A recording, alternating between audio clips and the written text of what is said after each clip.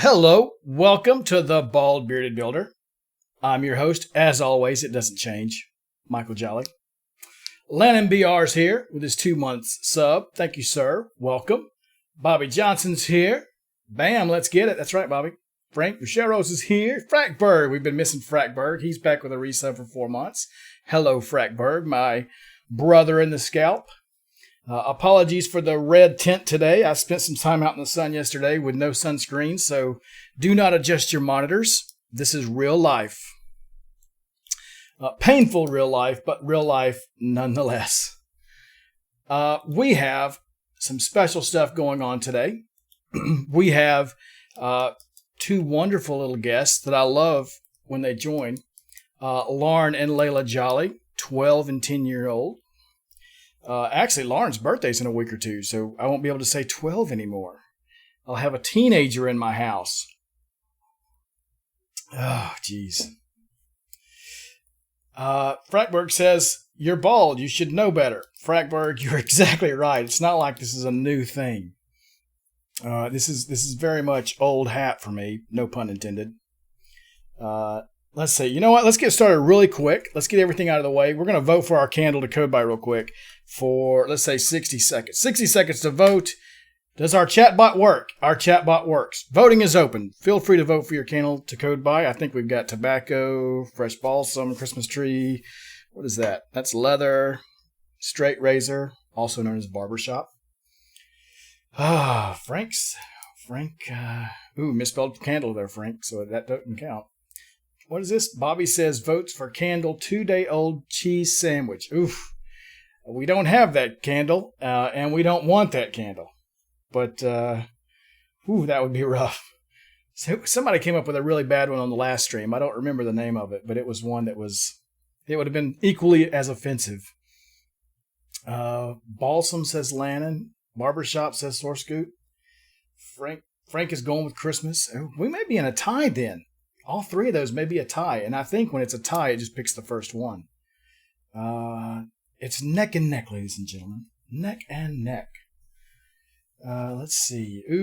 I Not Myself squeezes in with a barbershop. Source Scoot, thank you for the 3-month subscription. That means your little sub badge changes. The vote is over. Today's candle to code by is Old Factory Straight Razor, which we call barbershop because it's kind of a barbershop kind of foam smell. Those of you who have never been to a barbershop will have no context for what that means, but think of shaving cream, like real shaving cream, that kind of thing. So there we are. There's our candle today. So we also have a special guest from our Heroines of JavaScript series.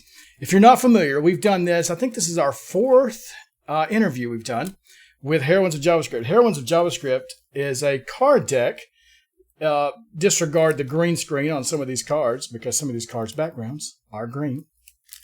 Was put out by View Vixens. And I think you can actually do a bang heroines in the chat and it'll give you some links to find out more about View Vixens and more about the Heroines of JavaScript card deck. They put these out actually to raise money for a scholarship for people who identify as female to attend conferences and learn about JavaScript and Vue, I think, in particular. And I think they're actually all sold out. Jen Looper, I think, mentioned that on our last stream. So the only place to get these is right here. So every stream where we interview one of the heroines, we give away a deck of the cards. So today we have got the awesome, I'm going to get the first name right because I've been really good at the first name today, but the last name, I apologize in advance. Stanimira Vlaeva. I did that wrong. She's over here mocking me off. You can't see it, but I see it. She's laughing, silly American, silly Southern American. Yeah. Sorry in advance for that, but we'll just say Stanimira. So she's with us today, and the girls have prepared interview questions. They are raring to go. Do we have to do anything? I think we're good to go. We're gonna vote on. We're gonna give away a deck of these cards later in the stream, but we'll do that later. You know what? Can we get a round of applause for our guests today, hailing all the way from Birmingham, Alabama? I just realized they can't hear the sound effects. Um, uh, where are they from? Oh yeah, Birmingham, Alabama. That's right. They live with me. I should know. From Birmingham, Alabama, coming in at, I don't know, 35, 40 pounds each, is Lauren and Layla Jolly, and then our wonderful guest, Stanimira. Uh, Stanimira. Let me stick with that. Welcome, welcome. Thanks so much for joining us. You know what? I did forget something. I remember now. Why are we doing this? So I am, if you haven't noticed, I'm a male in tech. And actually, our industry is predominantly male. There's an insane number of dropouts or just disinterest with women in technology, especially in those formative years, those early years. And as I learned about these cards, I actually won a deck on another stream months ago. I was really interested in making sure that my girls, because now I have a vested interest in this topic, know that it's possible for them to do anything. Sorry, girls, don't want to embarrass you up there.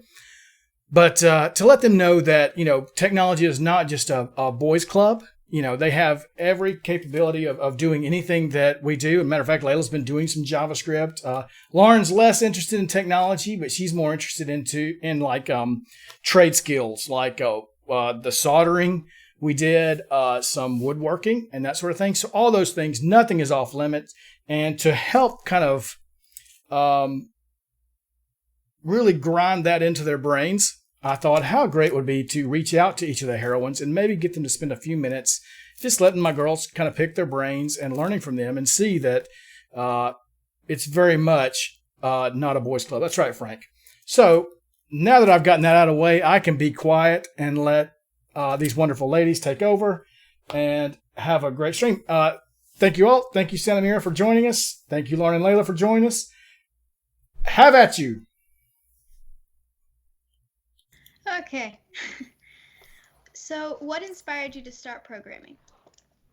First, hey everyone, and okay, I'm gonna jump right into the question. What inspired me to start programming?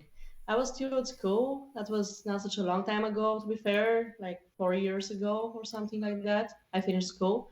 So I was in 10th grade or ninth grade, I don't remember exactly, but we had these IT competitions in Bulgaria, where I'm from and I still live in. So the idea of these IT competitions is that you have to develop a project during the year and then present it to different competitions. And what inspired me was actually an idea to build something, and that's how I actually um, started learning JavaScript and HTML, CSS, and all these web technologies, so that I was able to build it and build other cool things after that. So yeah, I might say that the thing that inspired me was an idea. That's cool. Um, we read on your card that you're a software engineer at Progress. What is Progress? Progress is the company I'm working at. It is a software company that is based in Bedford, Massachusetts, actually. But I live in Bulgaria and I work from here. So Progress is also quite spread out in the world. They have offices in Bulgaria, in India, and in other countries as well. So yeah, it's a software company, and it builds pretty cool projects like the project that I'm working on called NativeScript, and some other pretty cool projects and products for developers. So we're basically building software for other software engineers to use, which is very nice because we get that constant feedback from people that can actually explain to us what is wrong, and we Yeah. can kind of talk in the same language. So Yeah. I love working in this company and working on this particular project that I'm working on. I've been there for almost 3 years now, and yeah, I kind of like it. So, do you program in any languages besides JavaScript? Well, I'm mostly using TypeScript at work, which is close to JavaScript, but it is it's said that it's a superset of JavaScript, which means it is an extension of the language. So it provides some other features and things like static typing and other cool things. It brings more features to JavaScript. It is not actually it is a programming language, but it actually transpiles down to JavaScript in the end. Mm-hmm. So I've used some other languages during my career, if I can say that. It's not being such a long career, but I've kind of started with C++, which I used at school, and then I switched to Ruby. And Ruby is a pretty cool language. I highly recommend that to anyone who wants to get started or who likes nice things. It's a very aesthetic language, if I can say that. But yeah, JavaScript is definitely my favorite, and I think of TypeScript as quite pretty much the same as JavaScript. And yeah, I love JavaScript and TypeScript in particular. So yep, TypeScript. That's daddy's every day, girls. C# and TypeScript with Angular. Oh yeah, I forgot about C Sharp. C Sharp is nice as well. It's very similar to TypeScript. Yeah, it is. Actually, in my team, quite a lot of engineers have a C sharp background, and that's why when they started the project, they decided to choose TypeScript as their language of choice. So they were kind of forced to use JavaScript, but they were like, okay, if we need to use JavaScript, at least we can have some static bindings and static typings and so on. And that's why they decided to use TypeScript. So Awesome. it is pretty similar. Mm-hmm. We also read that you love Angular and Webpack. What are they and why do you love them? Okay, so Angular and Webpack are kind of the two technologies that I use mostly at work, and I integrate them with NativeScript, the product that I'm building. So the first thing, Angular, it is a framework for building web apps, web applications. So you can think of it as a set of tools that you can use to build web applications easier and to structure your project in a very, very nice way. And another cool thing is that if you have plenty of people working on the same project and they're using Angular, if someone else comes into the team and he knows Angular, he'll be very easy.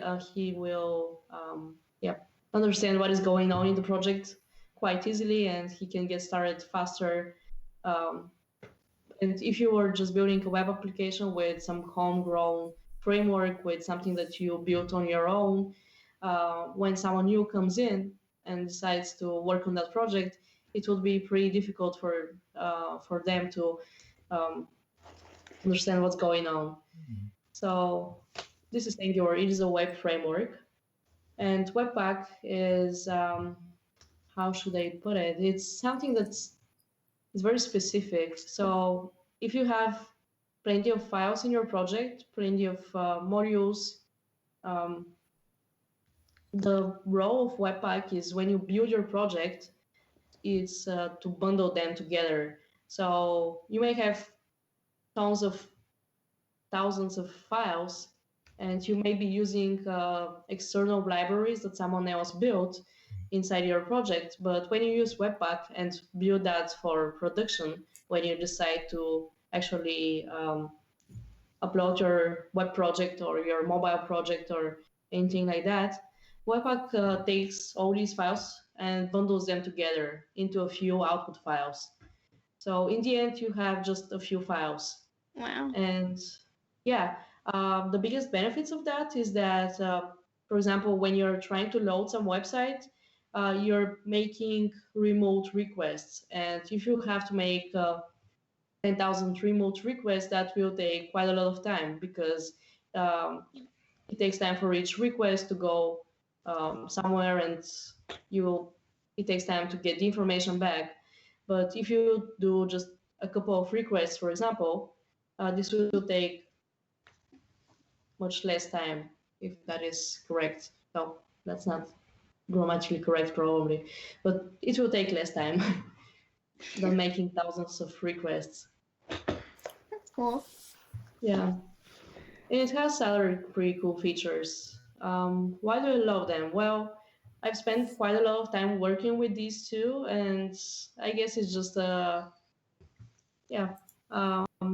Over time, when I become understanding them more in depth, I just Mm, begin to love them and like them. Yeah, yeah. So this And they, is a they do cool seem to thing. walk kind of hand in hand as well. Like it's rare to find somebody using Angular and not using Webpack Yep. to bundle all that up.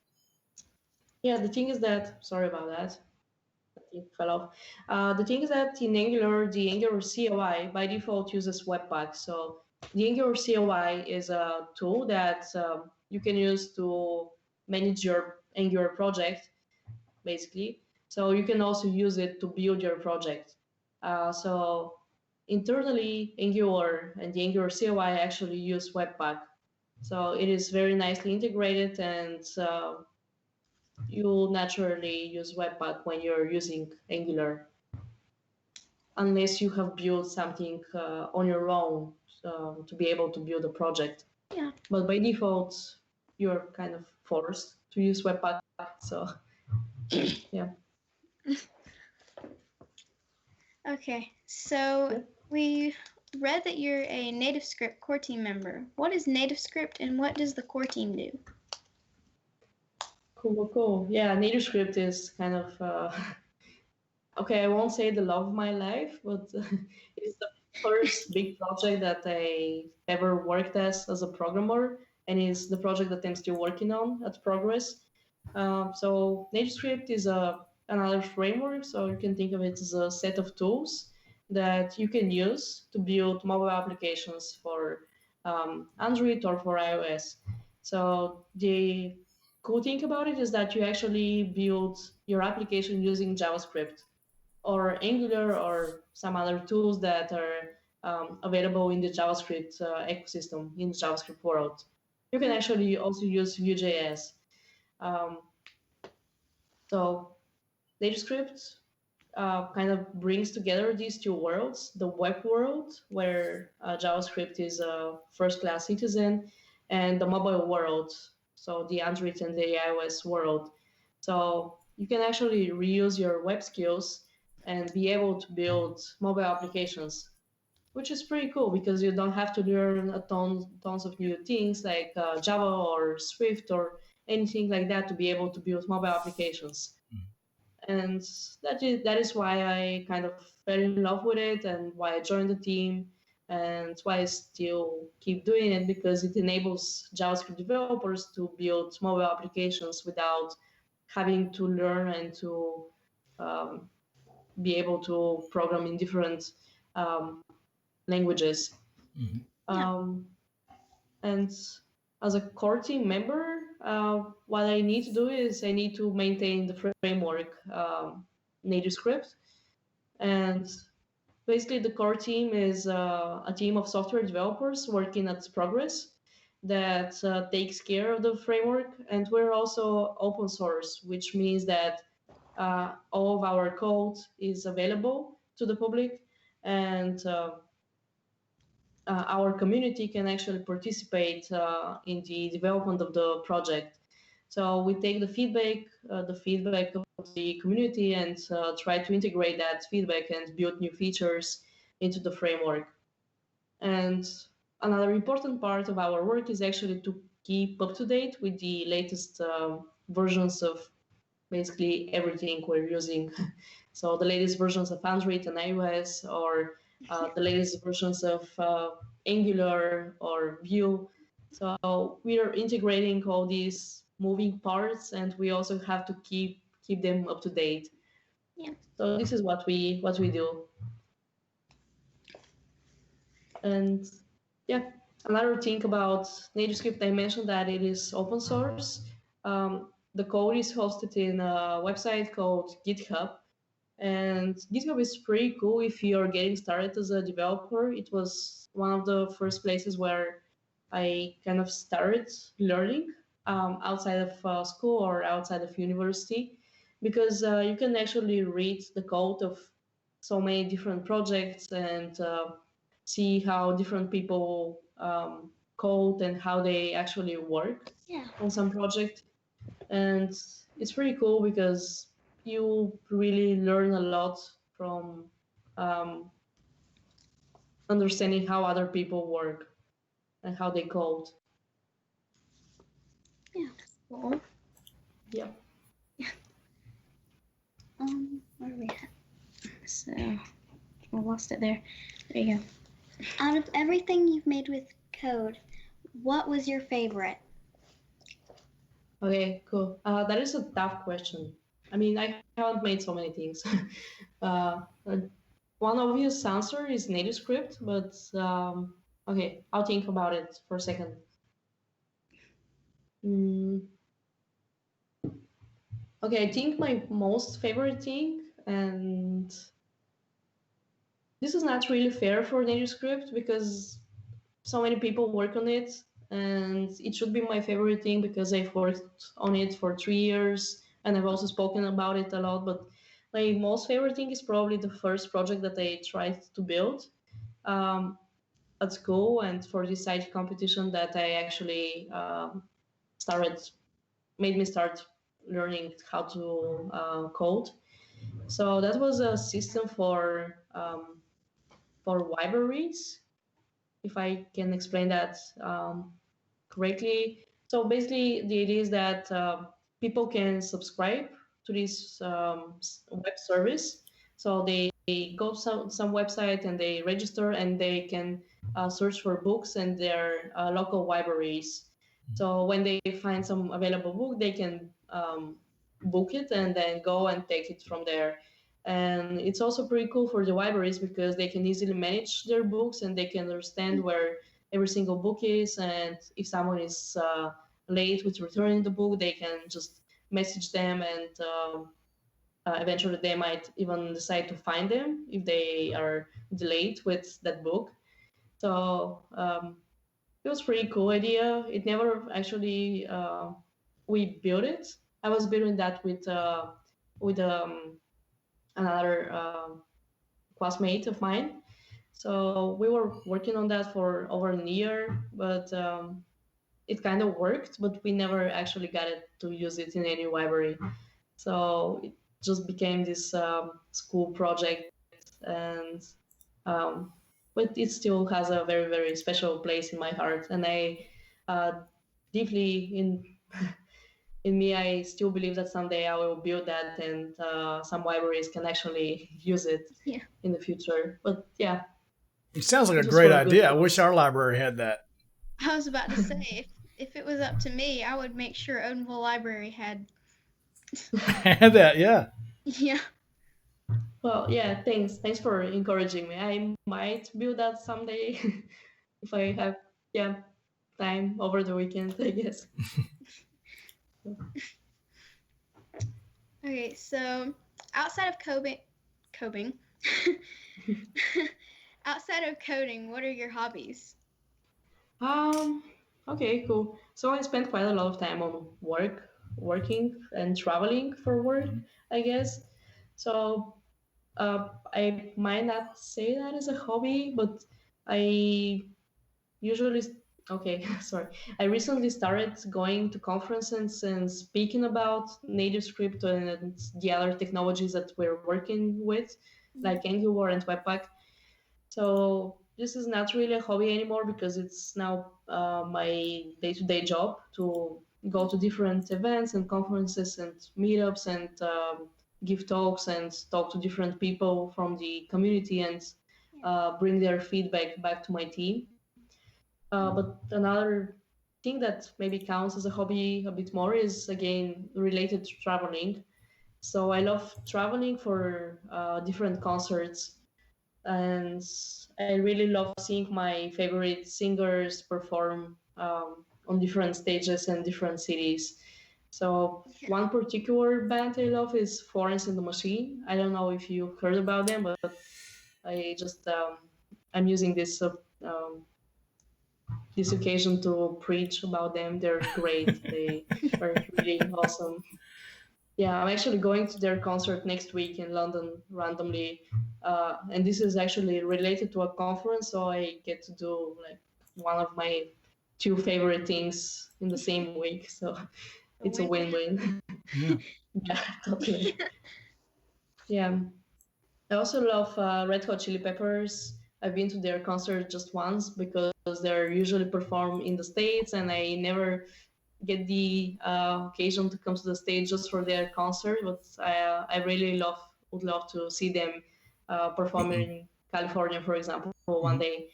Who else? Talking about my I love, childhood now. yeah, Red Hot are really a classic. I also love Fleetwood Mac, which is also um, a pretty old band. I wouldn't say it's from the 70s or 80s because they're eternal for me. They're amazing. So yeah, going to concerts is something I've been doing quite a lot in the past 2 years. I also love watching nice movies from the 80s, also European cinema and stuff like that. Reading books once in a while. I like to watch movies. Yeah, who doesn't, right? Yeah. What kind of movies do you like? Anything really? What did you Okay. guys? You just went this past week and saw one. What did you go see Yeah, this we week? went and saw the new Aladdin movie. Oh. It was so good. It was really good. Oh, I love Disney cool. movies. I should check it out. Yeah. Is that the Aladdin with like real people? Yeah, It's not a it's like a cartoon. live action one. Cool, cool. I'll check it out. So, Okay. your question. We're getting ready to start high school and middle school. What advice can you give us as we start? Okay. This is a very tough question because it really depends on the person. What should I say? Just be good to people around you because school is very um, it's a very cool part, at least for me. It was a very um, forming period in my life and I really enjoyed it, and I used to study quite a lot as well. um, it's worked out well in the end because I have a very nice job and I love what I'm doing. So just be nice to your classmates and to your teachers, and yeah, study what you really like. And if you don't like some subject, try to understand why other people like it and try to find your thing there, if I can say it that way, because every subject is pretty cool. You don't have to be necessarily very good at everything, but there's you can definitely find something in every subject because people like researched these topics or worked on, I don't know, chemistry, for example, or something like that. So maybe they found something nice about it and they were interested in it. So everything is interesting if you just have, I don't know, the right perspective. Yeah. Yeah. Okay, that's my advice. Yeah, and just enjoy it. It's a nice period. And it goes by too quickly. I mean, yeah, it does. You spend all those years thinking, I just can't wait till I get out of school. I can't wait till I get out of school. And then you spend the entire rest of your life thinking, oh gosh, I had it made. I wish I was back in school. Oh, I wish I was back Yeah. home. No bills. Sleep in when I want to. True. You also get to do what you really like. You get to Mhm. choose and study the things that you like, and you have quite a lot of time, like a few years, to find out what is your thing and what you Mhm. want to do in life. Yeah. Mhm. And Yeah. So we had a question from chat earlier. Mhm. from Bobby. Bobby said, "I wonder if Stanimira has similar experience with a lack of representation in the industry in her home country. If so, does it manifest as early as it does in the States with young girls and the lack of representation in primary school STEM classes?" Yeah, in primary schools, I was actually in a school for mathematics, and my class were. I mean, the educational system is kind of different, but um, we kind of have a cohort which studies together and goes to every class together. So we have, like, let's say 20 or 25 people who attend the same classes for 5 years. So you get to study with the same people. And we have specialized cohorts. And for example, your specialty can be mathematics and English, or biology in English, or in my case, it was informatics and English. And in my group with people, we had 6 or 7 girls and maybe 18 boys or something like that. So you could definitely see the difference. But yeah, I think it's pretty much the same everywhere. But then in university, we had a bit of a different situation because we have quotas for boys and girls, and how many boys and girls uh, can attend, can get into a specific specialty. And for example, in my um, specialty, software engineering, we had 60 boys and 40 girls. This is the quota. So So kind of have, they actually have to make a quota that you had. That's almost 50%. yeah, but it is not just for IT or for STEM specialties. It's also for everything. Oh, For wow. medicine, it's the same, and in medicine, it's usually almost 50-50, but it's a bit more women because the interest is higher there. Um, but then when you start working, actually in Bulgaria, based on some statistics, we have the highest number of women in technology in all Europe. Wow. In whole Europe, but it is less than 30%. So it's still not so big. Right. But yeah, I mean, I think things are getting better, at least in my country. And with all these nice initiatives that we have, like New Vixens or NG Girls, which is a similar initiative, but it's related to Angular. I think things are getting better, and workshops that um, are being done, that are conducted, and such initiatives that are made especially for women are just making a huge difference. And yep. So are those quotas like 60-40? Are those like government mandated, or is that just? Yeah. That's really neat. It's not. That's It's not. interesting. Yeah. I mean, it's a government university, so the quota is maintained by the government as well. Um, So Jen Looper Yeah. joined our chat and she said, "Hello, hi Mira." Hi, Jen. And Landon BR had a good question.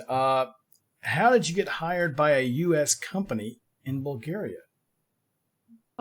The thing is that we have an office in Bulgaria, so it was quite easy. I just saw the job offer and applied. So we have quite a big office here, actually. I think it's about 400 people. And you just apply for the job. And yeah, pretty much that's it. And the whole story is that there was a Bulgarian company, which was actually the biggest Bulgarian company in IT, that was acquired by Progress maybe 4 years ago or something like that. And we still have quite a big office here. Yeah, Jen is in chat saying that's a trick question because Telerik is a Bulgarian company. Yeah. Yeah. So let's see. Was there another question I saw? Maybe I missed it. Yeah. Copper Beardy mentioned it's irritating that barriers based on sex still exist in schools. Yeah, and it's almost cultural. I wish I had the numbers. Yes. Jen would know the numbers. I wish I had them. I need to write them down next time she mentions them. But there's is it the ages? Jen, you can correct me in chat. In the U.S., I think the numbers are really young. I mean, it was like 7 and 15 or something, like in that age range or something. Where it just plummets for girls in STEM fields. So yeah, she says, how do you manage stress at work? Oh, well, that is an interesting one. Well, I started doing yoga and meditation I've been doing that for a year now, and it really, really helps. Also, maintaining lists of things that you have to do, so that you don't have them on your mind, but you have them down on some list, whatever it is. I have a bunch of notebooks where I just write down things. Yeah, pretty much that's it, I think. Yeah, Jim mentioned that the drop off is 15, age 15 is where it plummets here. And she said to ask you about time boxing with the record player. Is Jen telling you all your secrets? Yeah. I mean, okay. This is kind of a Pomodoro technique that everyone knows about. So when I work from home, or when I work at night, or when I have to study, for example, I use this turntable that I have, and I play records. So basically, the turntable works in a way that the record is finished in 20 or 30 minutes. So I'm kind of forced to get up and turn it over and play the other side of the venue. So it's kind of a physically being forced to stop working after 20 minutes. And it's quite helpful because you actually get up and start thinking about what you were doing, and if you started to do something else or get distracted, you actually think, should I be doing that, or should I get back on my main task and put that down for now? And it really helps. Also, yeah, I usually drink tea while I'm working at night, so this also helps because I have to get up and make more tea. I can drink quite a lot of tea while I'm working. Those are nice tricks. Yeah, nice tricks. Yeah, thanks. This is such a meta interview. Jen needs to know if your faucet is fixed. If no, it's it's still, it's gotten worse actually, but I'm rarely home, so I'm not making an excuse, but I never had the time to fix it. She says she's on her way. Okay, thanks. Yeah, I had a bunch of friends actually last week at home, and one of the friends suggested to fix it for me. But I was like, no, I can get someone to fix it. You don't have to do it. And it's still not fixed. So, yeah. So I have a question about NativeScript. Cool. So I work in Angular just about every day. And we have used, at our company, we've used NativeScript, I believe, only once for our project. And it was one of those we didn't think about using it up front. So it was an Angular application website to begin with. And then as we were in, the customer and some of our people decided, hey, let's do the mobile app at the same time and use the same code base. How realistic is that? They struggled a lot with it, but they were very new to it as well. But yeah, how long was that ago? I would say within the last 6 months to a year. Oh, okay, cool. So One of the things that they've been working on last year is exactly that, providing a project structure that allows you to take advantage of sharing code between your web project and your Mhm. mobile project. So I think things are getting better.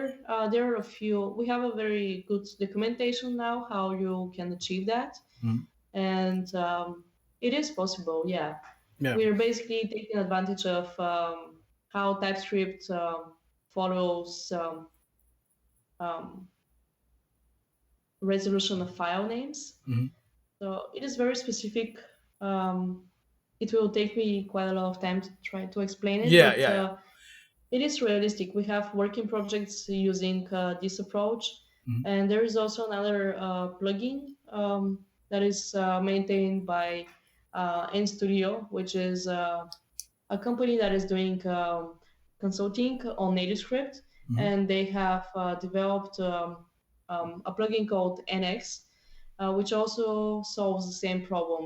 Allows you to share code between your web projects and your mobile projects, Mhm. and it also supports different project types Mhm. as well. I think in their case So they were able to use like the same for the most part. I think they were able to use the same like TypeScript, the component code, let's say, but mhm. they had to be very specific in the HTML. So they would have to Oh use yeah, like the extensions of the whatever what was it a .tns I think. TNS. Yeah, They would have to be very. yeah. They found they couldn't just port that over. It was Mm. the syntax there was different between the two. Uh, Yeah, yeah, this is definitely the case because mm, the NativeScript user interface is built with different layouting system, different mhm, widgets, which are very very specific to the mobile world. mhm, And more specifically, the layouting system is kind of based on the Android layouts, mhm, which is definitely different from HTML and how the DOM works. So yeah, if you are trying to reuse the business logic, that is quite possible. But for the user interface, you definitely have to build um, to code it from mhm. scratch Yeah, because it's a different. Yeah, you can't port the HTML logic that you have. yeah. That was the only gotcha I think they found on the project was. I Mhm. think the only reason they agreed to do that because they were trying to use the same code base. The only reason they agreed to do that was because they thought, oh well, we'll just use the exact same code, and Mm. you know only need to use these .tns files sporadically when something doesn't match up. And what they found was, oh no, we've got to actually need to every interface needs to be modified for that. So it was poor planning on their part. They didn't read through that well enough, but it looks very cool. How would it compare, say, to like some of the newer frameworks that are coming out, like a Flutter? Um, Mm. I've heard, that's gaining a lot of transact. Let me Traction. use my words. Traction, yes, it's gaining a lot of traction right now. Of course, I see the benefits of NativeScript to me is using a Vue or using an Angular and building upon that knowledge. Where Flutter's not exactly in that same Yeah, exactly. vein. Yeah, probably the biggest and more obvious user-facing difference is that Flutter is using Dart, Mm-hmm. whereas in NativeScript you can use it's based on JavaScript, so you can use JavaScript or TypeScript or some other superset of JavaScript, Mm-hmm. or you can use one of the two more popular front-end frameworks nowadays, Angular or Vue.js. So this is the biggest kind of developer facing difference that you're gonna notice first. Another difference is that internally it works in a quite different way. So NativeScript is trying to build on top of the existing Android and iOS APIs. Mm-hmm. So, for example, I mentioned the layouting system. It is very similar to the Android layouting system or the user interface. If you're using the core modules for NativeScript, they are using internally the built-in um, UI widgets for Android and for iOS. And also, you have direct access to any native API, such as the camera, Bluetooth, or anything you can think of. um, for example, the AR kit as well, or the machine learning kit, they're all available because we have direct access to Android and iOS. And in Flutter, it's quite of different situation because they have their own rendering engine, and they're drawing everything on the screen with that rendering engine. So they have their own set of user interface components and widgets, and they're built in a way that looks similar to the material components for Android, for example. And for iOS, they have some different library. I forgot exactly the name. It was Cupertino or something like that. And it's comprised of UI components that are looking familiar to any iOS user. So, but everything is kind of built from scratch. But this makes it quite performant as well. So there are different trade-offs between using NativeScript or using Flutter. Right. But the biggest difference for any developer is definitely the language. I mean, Dart is a language on its own, and it's quite different from JavaScript. And as well, you mentioned the skill reuse that you have if you decide to use Angular with NativeScript or Vue with NativeScript, for example. And also the code-based reuse. Although, with Flutter you can reuse if you have a web project built with Angular Dart, you can reuse a huge part of the business logic in your Flutter application. But it also exists there. It's just different scale and different technologies, really. Right. Yeah, one of my favorite parts of using the NativeScript is it's very progress similar, I guess, in that you have all that marketplace of controls to be able to pull in just from all over the place. Things people have built, not just Progress, but things that everybody's built. You can kind of plug in different controls that are native to whatever app you're writing, which is really slick to not have to go and reinvent that wheel each time.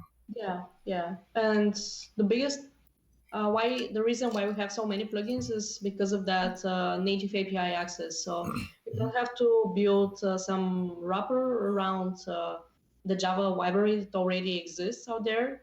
You can just take the Java library and a similar iOS library and expose a similar API for both of them through JavaScript, and then you already have a NativeScript plugin. And you can put that plugin in NPM, and any NativeScript user can actually use it. So this is kind of the biggest advantage of NativeScript, being so easy to access any native API, which means that you can actually reuse any native Android or iOS library out there and put that in a NativeScript plugin. And the marketplace is actually something that pulls all the information from NPM about all the NativeScript plugins, and it kind of tells you which one is verified, because the core team takes a look at every plugin that is verified and make sure that it has all the necessary checks. For example, it is properly tested, it works with Angular, it works with Vue, and it is secure and it's verified and things like that. So the marketplace plays a pretty big role in our ecosystem because it gives you kind of a guarantee that this plugin is okay to use. Right. That's awesome. Yep. And in the end of the day, they're just JavaScript plugins. So you can easily debug the code and see what's going on there. Yeah, that makes it really nice. Girls, do y'all have anything else? No, that was it. Let's give away some cards. How about that? You want to do that? If you would like a deck of the Heroines of JavaScript cards, we're the only place to get them. I think that's right. Miss Jen Luber can correct me if I'm wrong, but I think they're sold out. So we have 17 we're going to be giving away over the next however many weeks. 30. I guess we have 17 left. That gives us 34 more weeks. So if you would like, I have a collectible. Yes, I have a collectible, and mine are in nice little plastic sleeves. Do you see that? Can you see the plastic there? They're very, yeah, Frank won a set a few weeks back. Let's give them away. So you know what? If you would like to win them, first of all, you have to be willing to whisper me on Twitch or DM me on Twitter your address so I can mail them to you. If you don't want me knowing your address to mail them to you, I don't know what to tell you. I'm just not going to keep them here on my desk for you. But if you would like to win one, go ahead and put like a 1. Let's say a 1. Put a 1 in chat, and we'll get all that tallied up, and then we'll pick a random number. Any with misprints? That's an interesting question, Bobby. Those would be collectors. And I would probably hold on to that one. But that's an interesting question. So put a 1 in chat if you want to win a deck, and we will get them in. Okay, let me put these in. Is that right? Yeah, that's right. All right.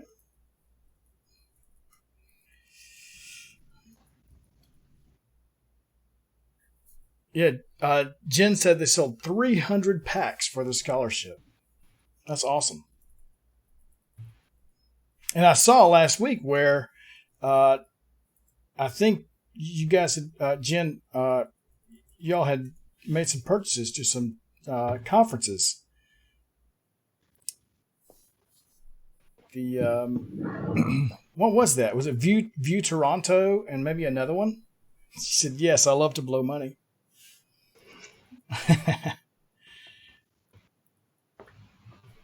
I think I saw View Toronto, but I think there was another one. Yeah, View London. That was it. 4 tickets each for View Toronto and View London. That's awesome. All right, going once, going twice.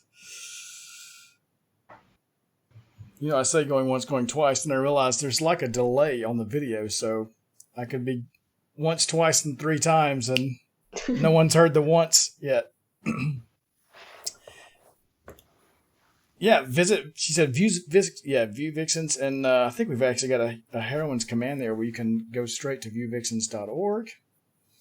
And, yeah, awesome. Yeah, Bobby says he submitted a talk to View Toronto, and he's hopeful. Those are great. Okay, so we've got, you know what? We could, rather than pick a random number, we're going to let Stanimira pick a random number between 1 and 5. So it's not that big of a spread. Okay, I'll pick 5, definitely. 5, okay. Well, that's it. Bobby, you are a winner. I am not myself. Congratulations. We will shoot those over to you. I thought I had them on my desk. I don't. They're sitting in a box in the closet. So congratulations, Bobby. So if you get to go speak at View Toronto, you'll have a deck of cards to take with you. So that's awesome. Yeah. Congratulations. Stanimira, I cannot thank you enough for joining us today. Thank we you. For really enjoyed having you. Girls, have you learned a lot? Yes. Has your video frozen? Oh, there it is. Your video's back. We've got so many video feeds coming in and out of our house. Our little neighborhood in Alabama is not made for this. Well, awesome. Stanimira, I won't keep you any more today. Thank you so much for joining us. We really appreciate your time. And as a daddy, I appreciate your time with my girls today. It means a lot to me. Yeah, it was a pleasure for me. Great. Thank you, daughters. Thanks for inviting me again. Bye. Bye.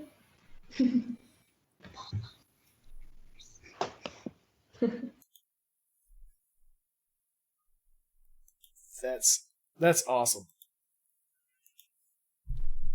Jolly broadcast. Yeah. Isn't that great? Yeah, bye. Yeah, they usually are jumping off to go eat, right? They're not going to eat today. They ate before the stream. It's actually like we planned something, or, we did it right. Where am I at here? I don't know where I'm at. Yeah, see, they are ready. Finally, I can play video games again. Let's see. Let's move that off. That was old stuff. Ooh, we're Inception-y. I didn't realize we're Inception-y right now. I have to keep that right in front of me or I will do terrible at paying attention. That was awesome, isn't it? That was so crazy cool. All of the heroines that have been on have been so generous with their time. I really appreciate it. And we've got more to go. We've got several more to go. Actually, we've got 16 more. So 32 more weeks. We are really going at it. Next, in 2 weeks. So if you enjoyed that, you'll want to go back and check the replays of Jen Looper and Natalia Tepehina, Sarah Vieira. I'll never say that last name wrong. Right. And then in 2 weeks, weeks, Diana Rodriguez. If you haven't followed Diana Rodriguez on Twitter, let me just put her Twitter handle out there.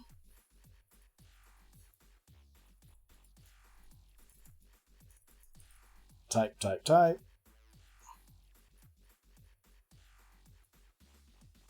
Oops, I did that wrong. Don't go to that. I don't know who that is.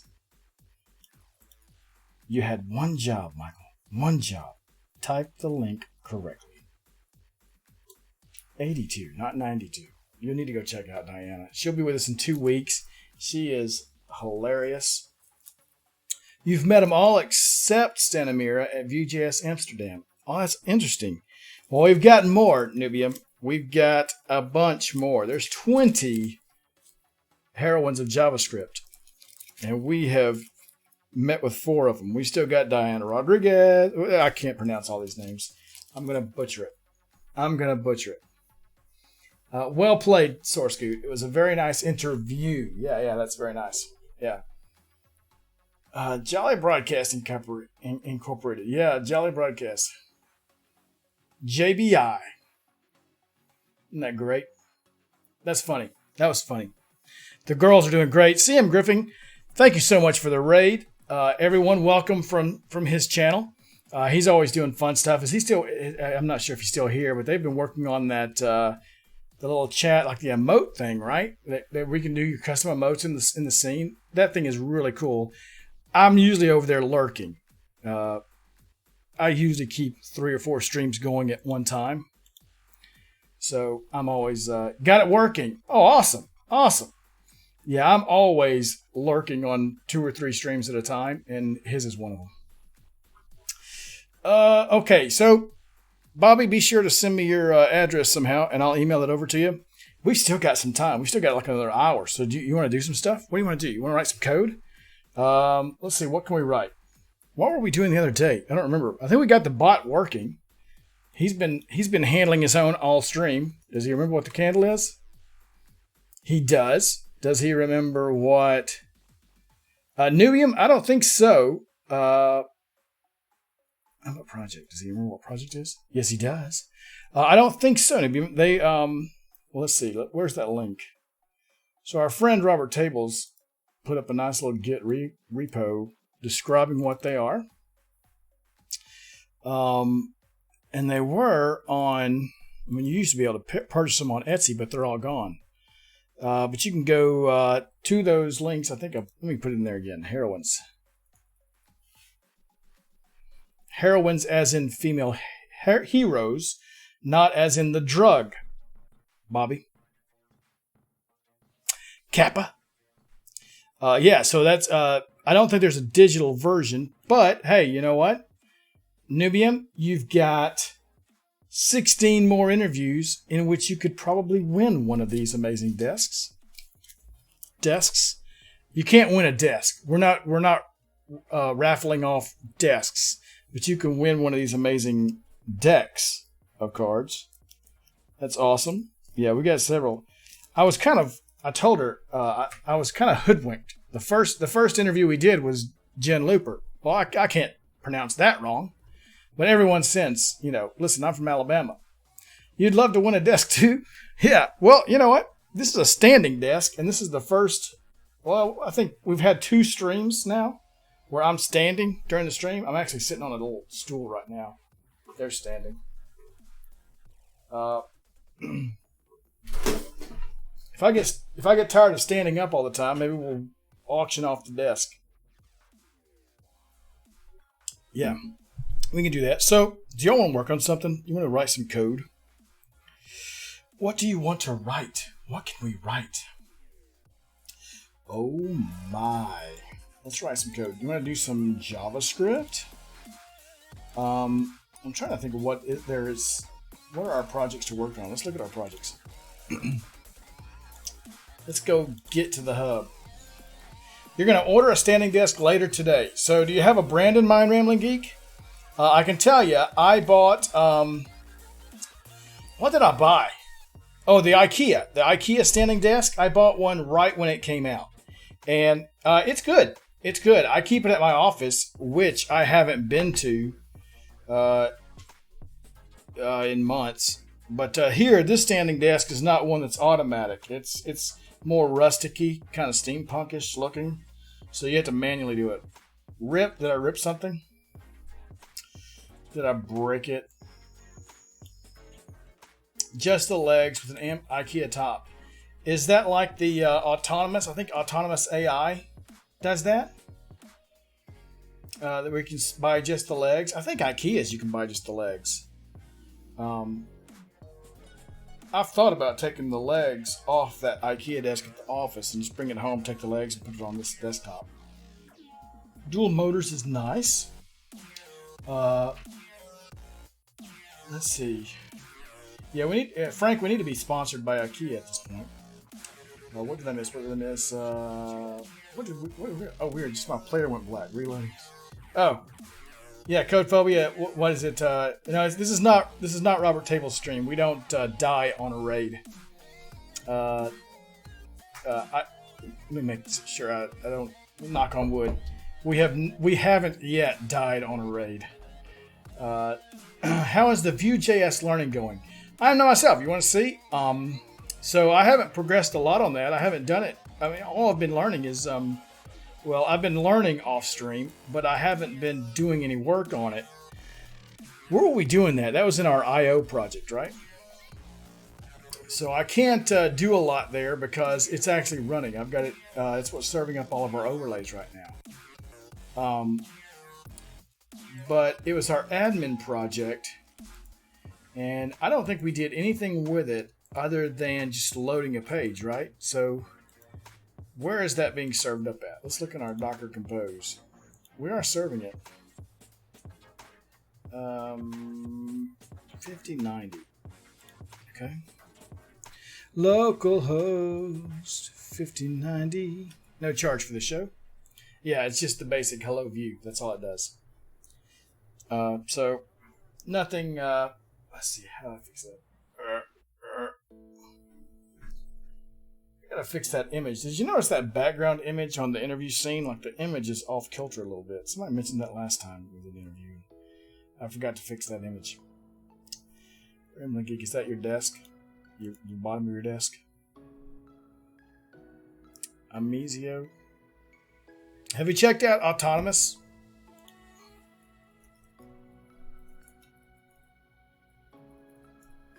.ai, I think it is. Yeah.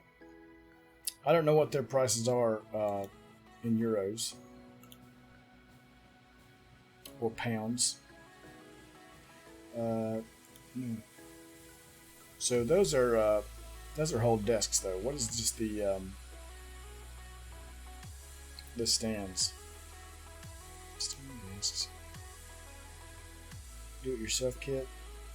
Have you checked these out? These are pretty nice. And actually, when I raised this desk up last week, I picked up one of their ergo stools. I should have just left it open and showed you. But, so I lean against it when I'm tired of standing. So yeah, by the way, there's nothing to it. So there's a couple things. I was researching it online, just kind of reading about it to get an understanding. It's very stinking easy, right? I mean, it's pretty simple. There are a couple things I've got to figure out, and that is how to read from yonder database to load that stuff. Let's go to, I better move that off scene until I make sure I've got my mask thing turned on. I do. And you know, when we have a stream, we're supposed to be saving this data up to Cosmos DB. Let's see if we are. There's streams, there's documents. We should have a couple in here. Yep, there's one. Let's see if it's saving data from today's stream. This is today's stream. It knows when we started. It knows the title of today's streams. There's every vote for a candle of the day and the candle that won. But one thing I noticed is we had a raid and we had some subscribers and some follows, and none of those were recorded there. So we're gonna have to figure that out. But so one of the things I've got to learn is how to load data in. So from this admin panel, there are a few things I'd like to trigger. In our chat bot, we have AV commands. And let's see. I think Codephobia was with us last time when we got the assets working to pull out of there. So, like, you can send in commands like "oh my," yeah, or crickets, yeah. But luckily, and we are very fortunate, no one did the sound effects during the yeah, and that great Codephobia. So that's actually out here in the root of the whole repository. Those assets of images and audio, and we've got them loaded as volumes into our chat service so that our AV commands can go and load those when it starts up. And we've also got them loaded to our overlay service, which is serving up all these overlays for the site. And actually one of those overlays is the audio, and the only thing that page does is listen for socket.io connections or for messages that tell it to play an audio. It gets the name of the file in the audio, and it just creates an audio tag, I think, and actually plays it. And it listens for stop as well. What I'd really like is, like, we've got some Shame and Sweet Home. Actually, these are disconnected. Let me connect them. Shame and Sweet Home are two audio files that are out there, but we don't want you to be able to do like Bang Shame or Bang Sweet Home. Sweet Home is Sweet Home Alabama. And the reason we turned that off is the clip is too long. So we found when you play it, Twitch and YouTube actually will mute that for the replay. Shame we hid because we're just using it for the themer. So if you choose, you can do that like that message that came in chat. You can send Bang Theme random or Bang Theme and the name of a theme and change my theme in Visual Studio Code. Certain themes you get shamed for. So that's what that affects for. Sub and full stack there are only for the broadcaster, and all that seems to be working. Mod only sound bites. There are no mod only sound bites. The hidden ones are files that are in that directory but should be hidden from commands. Sound bites is the list of all. What I want to do is add some sort of flag that that allows me to stop audio sounds. So like anytime during that interview, someone could have done, oh my, which is probably inappropriate, right? Source code is, it's just Bang Theme. Yeah, theme list we got rid of. It's just Bang Theme. That'll send you the list of themes. I'd like to be able to send a command that stops any of those. Right now it's just audio commands, but we're saying AV because there will be some video commands eventually to stop all that during that interview. So how can we do that? Well, let's start off as a Rambling Geek. That was my thought. Is like we have a stop command actually. There's stop audio. So if someone sends in Bang Stop, it'll stop any audios that are playing. Yep. Shame. Source Scoot's determined to get shamed. Shame.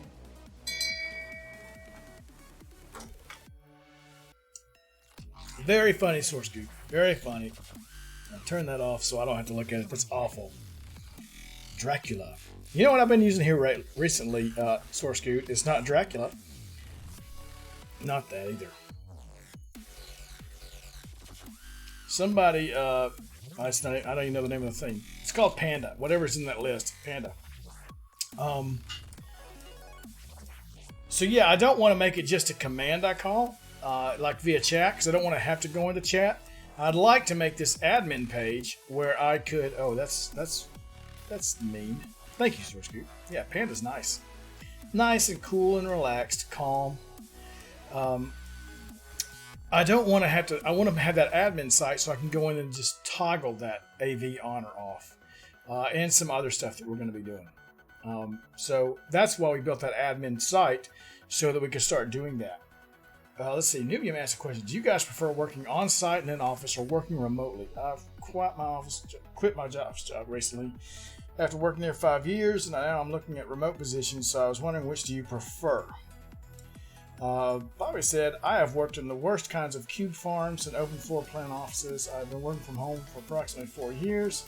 I'll never go back if given the chance to work from home. I would even take less money to be able to stay at home. Yeah, Nubium, I have worked from home primarily for, I would say, 15 to 17 years, somewhere in there. In the last, probably not, I guess, what is this? What is the year? 2019? 2017 and 2018, I started going into the office nearly every day for a couple years there. And it's nice when you to have the camaraderie of people that are there, but I much prefer remote. I've been remote full-time again since January. And it's nice. And now, especially now, back when I started doing it, you didn't have tools like Slack and MS Teams and other stuff to stay in contact, especially like video. Now that stuff's available, yeah, it's hard to imagine going back to an office. It's really hard.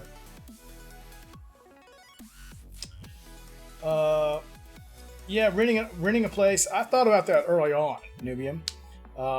I don't know one or two people out where I am that would want to rent a place and go like that. And frankly, with having, the kids, and we have one that's only 3, the benefit to being here while they're that young is it's hard to, there's not a lot of benefits that can kind of outweigh that. It's really special to be here during those years. A few days a week, mainly to avoid traffic, but it's also less disrupting.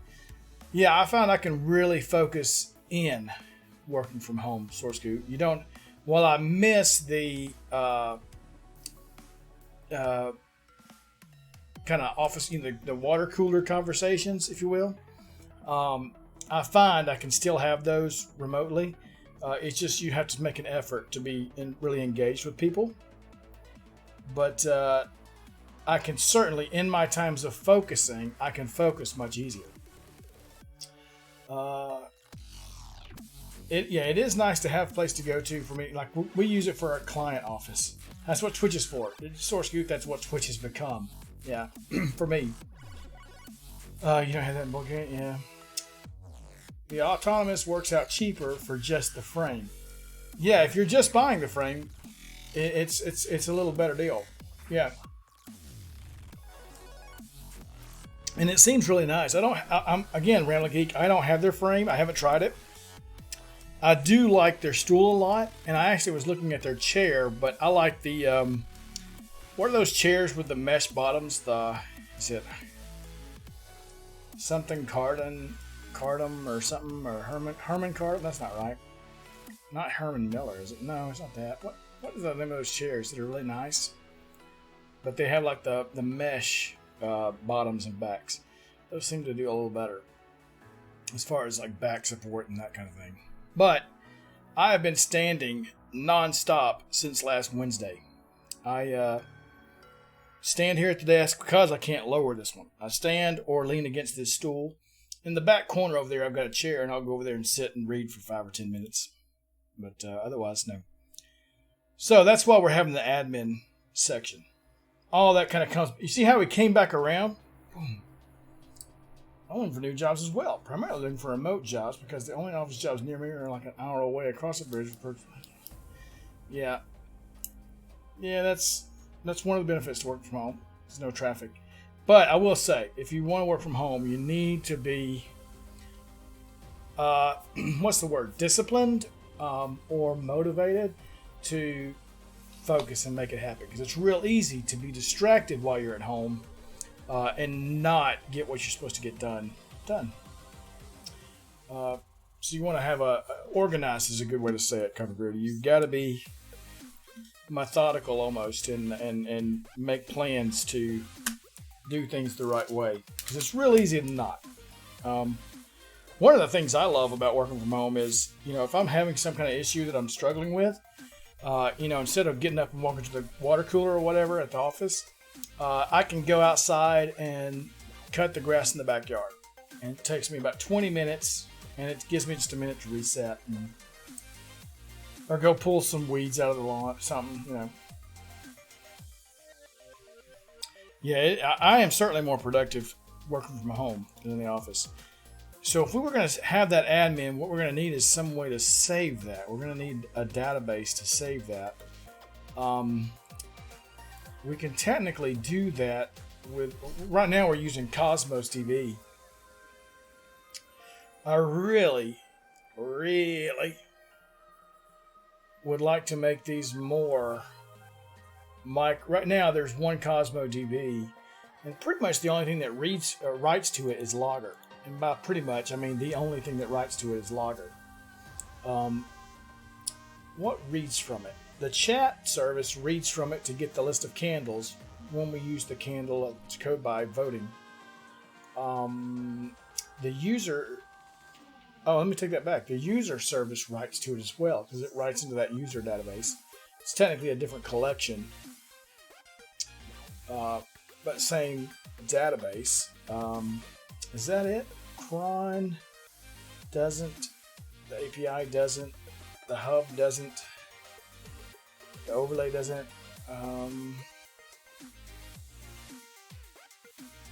Yeah, so really, user writes, Logger writes, and that's it. Chat reads. But what chat reads? You know what I really need is, so that if I was going to make this like truly microservice where they're not even sharing the same database, each service has its own database if it needs it, I would need a candle service all of its own that chat could call or Logger could call. Both those services use that candle collection. So I would need like a candle service, right? Are you with me? Do we agree with that? Let me go with a whiteboard. Whiteboard! What in the world?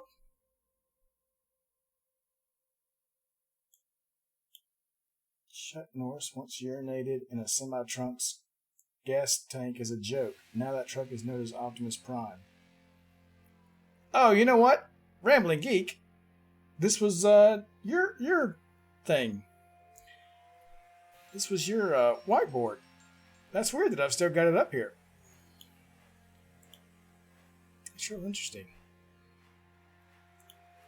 That's funny. So Rambling Geek shared a whiteboard that he was doing on his stream. And then after he was done using it, he moved that whiteboard off to a different monitor and continued his stream. And me, being the troll that I am, started putting GIFs or just funny images onto the whiteboard, knowing that he would see it off to his left. No one else would see it, but he would see it, and I was trying to make him crack up on screen. So that's why that Chuck Norris Optimus Prime joke was there. That makes sense. All right. Where's my, I don't have my pad up here. Let me go get my pad. Let's draw this thing out. Please hold, the next available streamer will be with you shortly.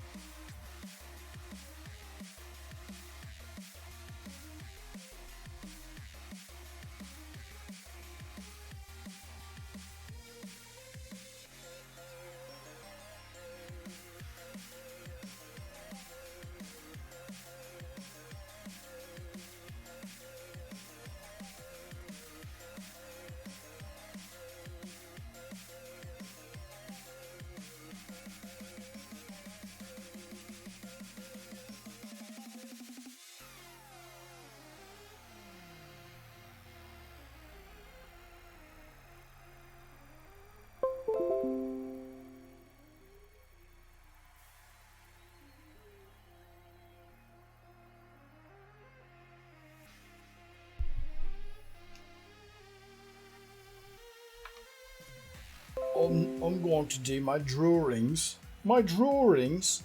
Would you like to join me as I do my drawings? Let's see, is this thing turned on? Bueller. Yeah, we're on.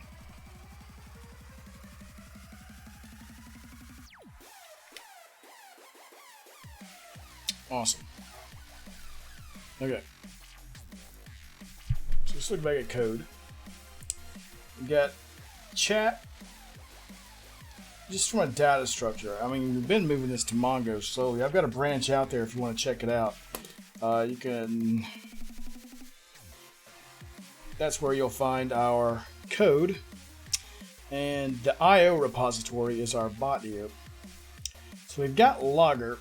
Let me just kind of move this over here so we can see it. Break the whiteboard down. What is all this? Oh, that's our view. What is this? PowerShell. Power to the shell. All right. So we've got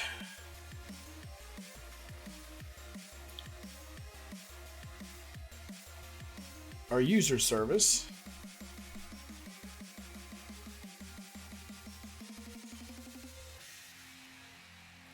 Oops. Come on, man. Make my circles look pretty. Oh well.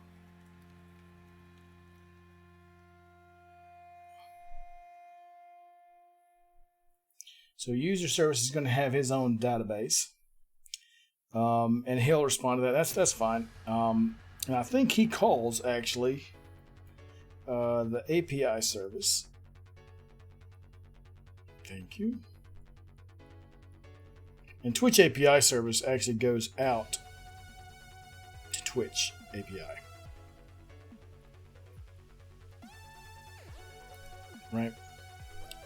So calls go in this direction. What else do we have? We have the overlay service. Let's put him way over here. That was a terrible job. The whiteboard didn't even know I was making a box there. There we go. Overlay. What else we have? We have logger. Logger. Logger. That was a terrible job too.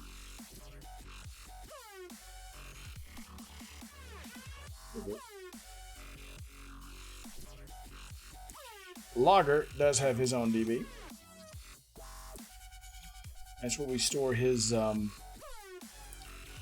data, like the stream. I think we looked at that a minute ago in Cosmo.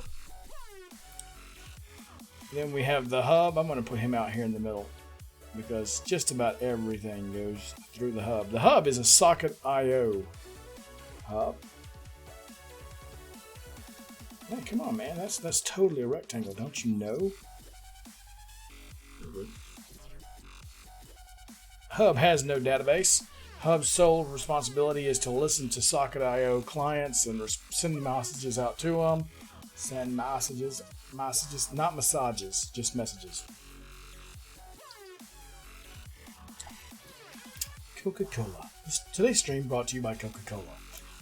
Looking for sponsors, Coca-Cola. Hit me up. If you're based in Atlanta, you're southern like me. We're both from the south. Come on, Coca-Cola. Hook a brother up. Let's see, hub. We got cron. So I'm going to put cron over here kind of off to the side. So cron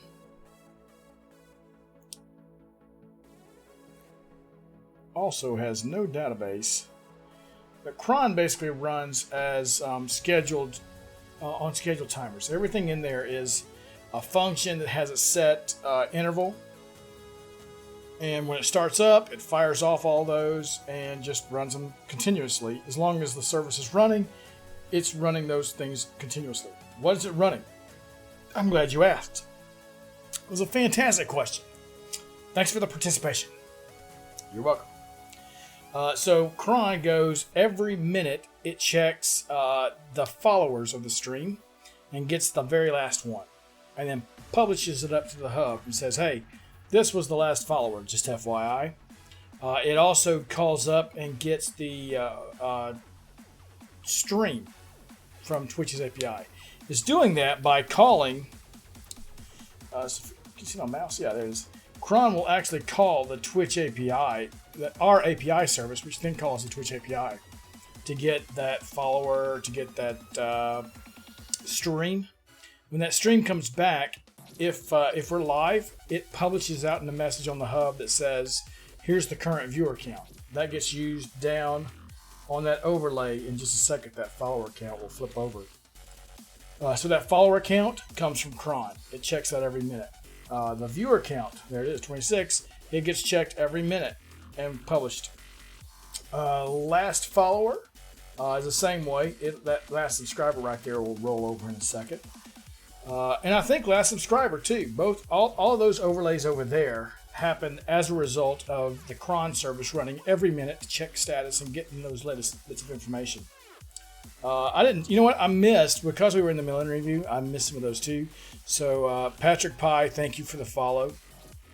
I just realized I missed that one. Cron also, when it gets that stream, if it sees we're active, it knows if we already thinks we're active. And if we don't think we're an active stream, but now it thinks it is, it fires off an event on the hub that says, hey, we just started the stream. Here's the information, like the title, the start of that, and all that. The hub emits that out. The logger picks it up and writes it to the database. That's what we just saw a second ago. If Cron gets a stream in that shows that it's not active, but it thinks we have been active, it will emit an event that says the stream ended, which then writes an ended at date time on that stream record in the logger. The logger will pick that up and write that to that record. Various things get triggered off and sent out to the overlay. So like when Cron gets the viewer count, or the last subscriber, or last follower, or last the follower count, viewer count. Yeah, last follower, last subscriber, viewer count, subscriber count. It publishes those up to the hub. The hub emits those. The overlay service picks that up and makes the magic happen down there. Let's see. That was a long-winded way to say what that stinking cron service does. I get paid by the word, clearly. The chat service is just connected to Twitch chat, listens to it, and responds to different commands, that kind of stuff. It does emit things on the hub. Every chat message gets emitted to the hub, and the overlay service picks that up, and that's what draws our overlays over here. If that chat recognized there were emotes in that message, it publishes all of those to the hub. The overlay service picks those up, and that's what makes the emotes dance around. Like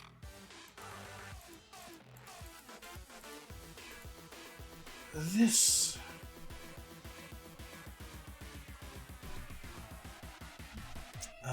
But it doesn't really use a database. It calls over, so like that profile image there, it doesn't have that. Twitch chat doesn't send that image. So this chat service will call over to the user service, get that user's profile that has the profile image.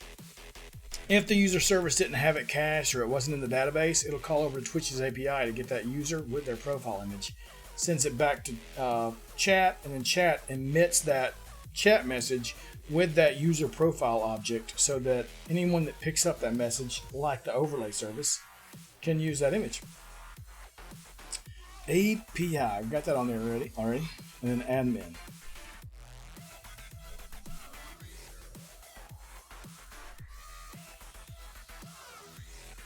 Admin doesn't really do anything except say, hello view. Hello view. Hey view.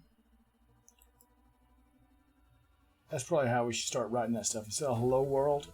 I mean, we're from Alabama, right? This should be, hey world. Hey world. So let's look at, if we were going to truly, technically, right now, this database here are the same database, just writing to different collections. the chat service up here is also reading from that database. But technically, it's only reading from one. Howdy, world. Howdy's not quite right for Alabama Ramble Geek. Howdy would be more of a Texas kind of thing. I think that's a little more Cowboys kind of word, right? Bring the stool over here. Switch it up for a minute. There we go. Howdy world is more morning world. Morning world. Yeah, morning world. I don't know. I would say here in Alabama, the word is more likely to be hey. Hey world. Not hello, not hi. You can get a hi, not a howdy. Howdy. Howdy would be rare. Morning. You might get a morning.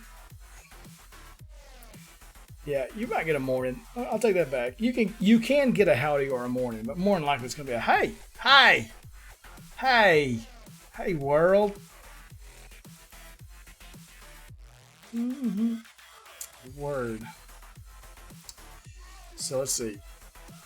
If we're going to really break these up, I feel like I should probably have instead. Can I copy all that? Oops. I have to probably select the right screen. Copy all that. And make another whiteboard. There we go. I'll have to say hey from now on then instead of howdy. It's hey. And then you get the people who are like English teachers here in Alabama. They're like, hey is for horses. Which basically means don't say hey. Hay is for horses.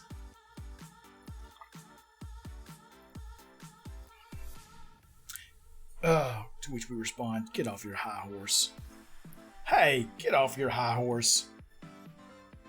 So if we wanted to really set this thing up, we could. How can I select just that? There we go. Let's move him out of the way. Let's get him. He's still going to be the center of things. Chat, we could move over. But let's not have a database for chat anymore. Let's add in. I'm going to get rid of these blues. And we'll just say blue. Blue is the new black. It's the new stuff we're going to have to build, right? So if we had a candle service.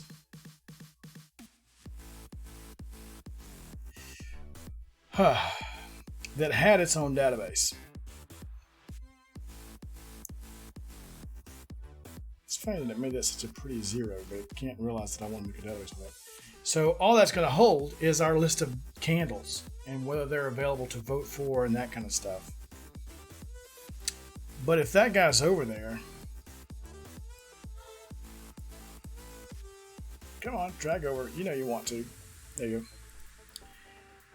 Why so many DBs? So if we're going to like be straight up just purist microservices, Ramblin' Geek, every service can hopefully run independently. Now, if it's not connected to other services, then there may be some diminished functionality, but it shouldn't prevent it from serving things, right?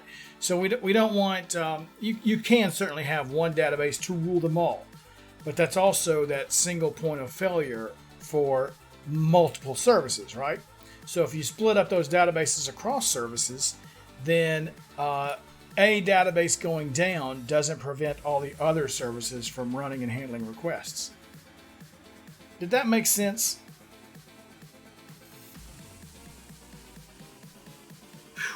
Man, my head.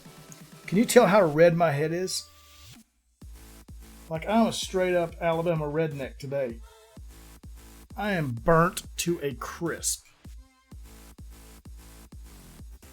You can really see it. That's so crazy red. I am burnt to a crisp. I was outside early and for a long time yesterday, and in Alabama, you wear the sunscreen, and I did not. So yeah, I am tore up. I didn't notice it until I got in the shower before the stream and tried to shave my head. You'll hear a lot of stories that how pregnancy is really painful. right? You'll hear that kidney stones, very painful. Let me tell you something. Shaving your head after getting a sunburn that bad, it's next level. I didn't realize I had a sunburn until I tried to shave that earlier today.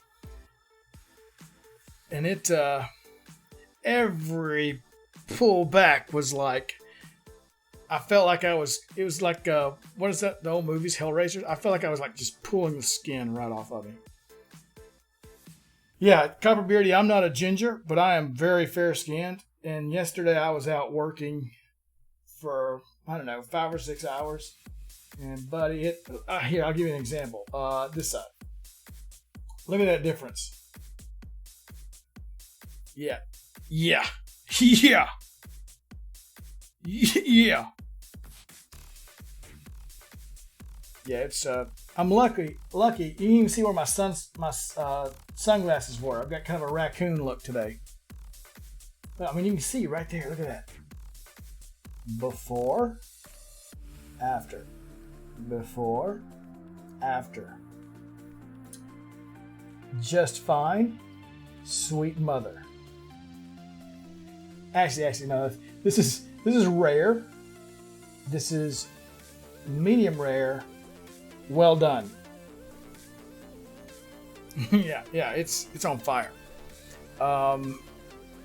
So yeah, does that make sense, Family Geek? That's why we want to separate those, so that they can all kind of be safe. So, in the case of like our candle database, or it's technically our database with a candle table. Remember, this is all NoSQL, so this is a collection.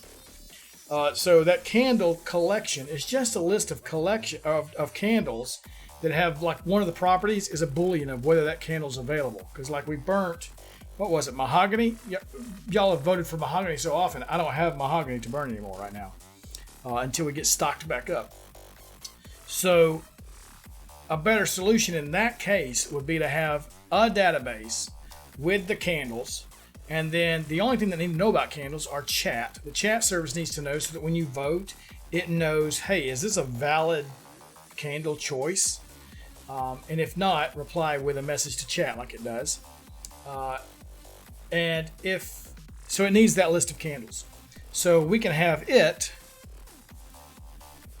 call over to the candle service to get those candles, right? And then the other thing that needs it is the logger. So the logger gets an event from the hub that says, hey, voting has ended, so we need to tabulate the results. So that's one of the things it does is tabulates those results and records it to the database. Now, if Candle is its own service, I'll probably put all that logic in that Candle service. So that Candle service will handle some of that and then just emit to the hub, hey, a vote has started. In which case the chat service will see that and write the message into chat. Hey, the vote has started. Here are the available options. If when that timer expires, the Candle service will emit to the hub, voting has ended. Here's the result. Chat will get that and write it into chat. The logger will get that and record it to its logging database so that we know that for this stream, this was the candle chosen. Does that make sense? So ideally, if the chat, so we would we would write that chat service right there to be smart enough that if it can't get the candles from the candle database, if it can't reach the chat service, temporarily disable the candle chat services, right? Or functionality. So chat commands like bang GitHub, bang website, bang Heroines we use a lot today, all the AV commands, all that kind of stuff still works. But if you do anything with bang candle, it just kind of ignores that until it restores that connection with the candle service.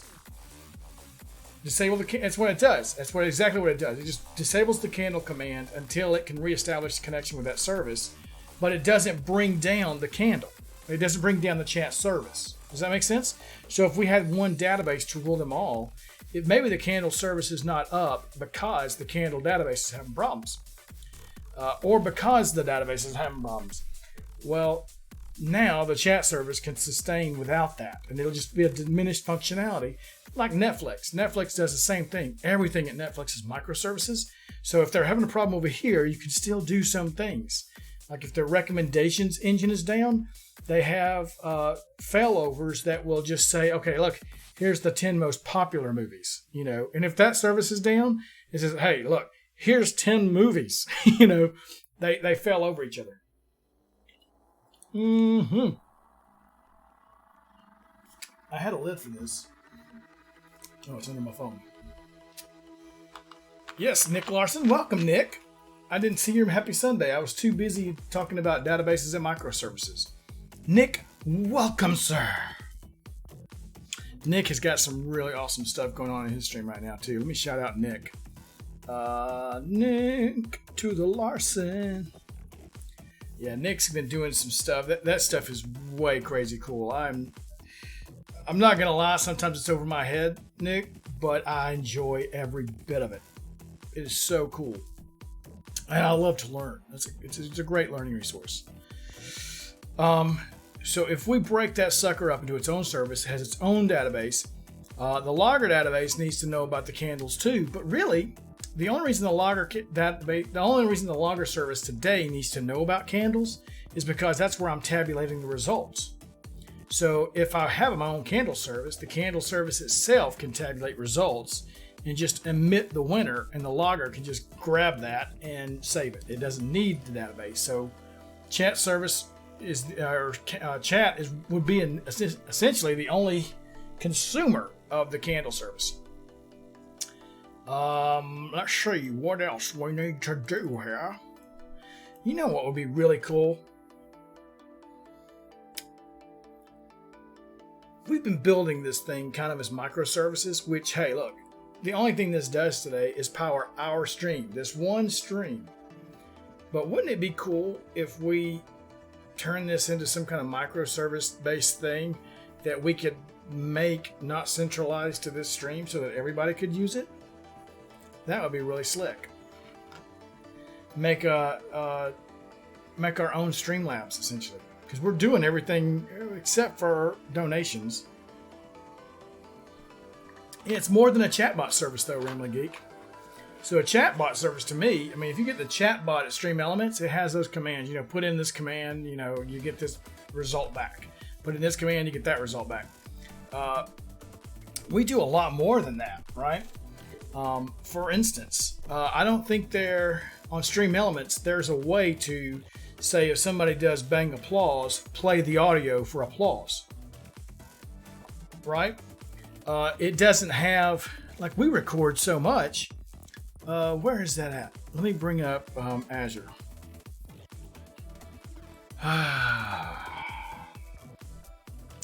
So, when a stream starts, we're creating a stream document.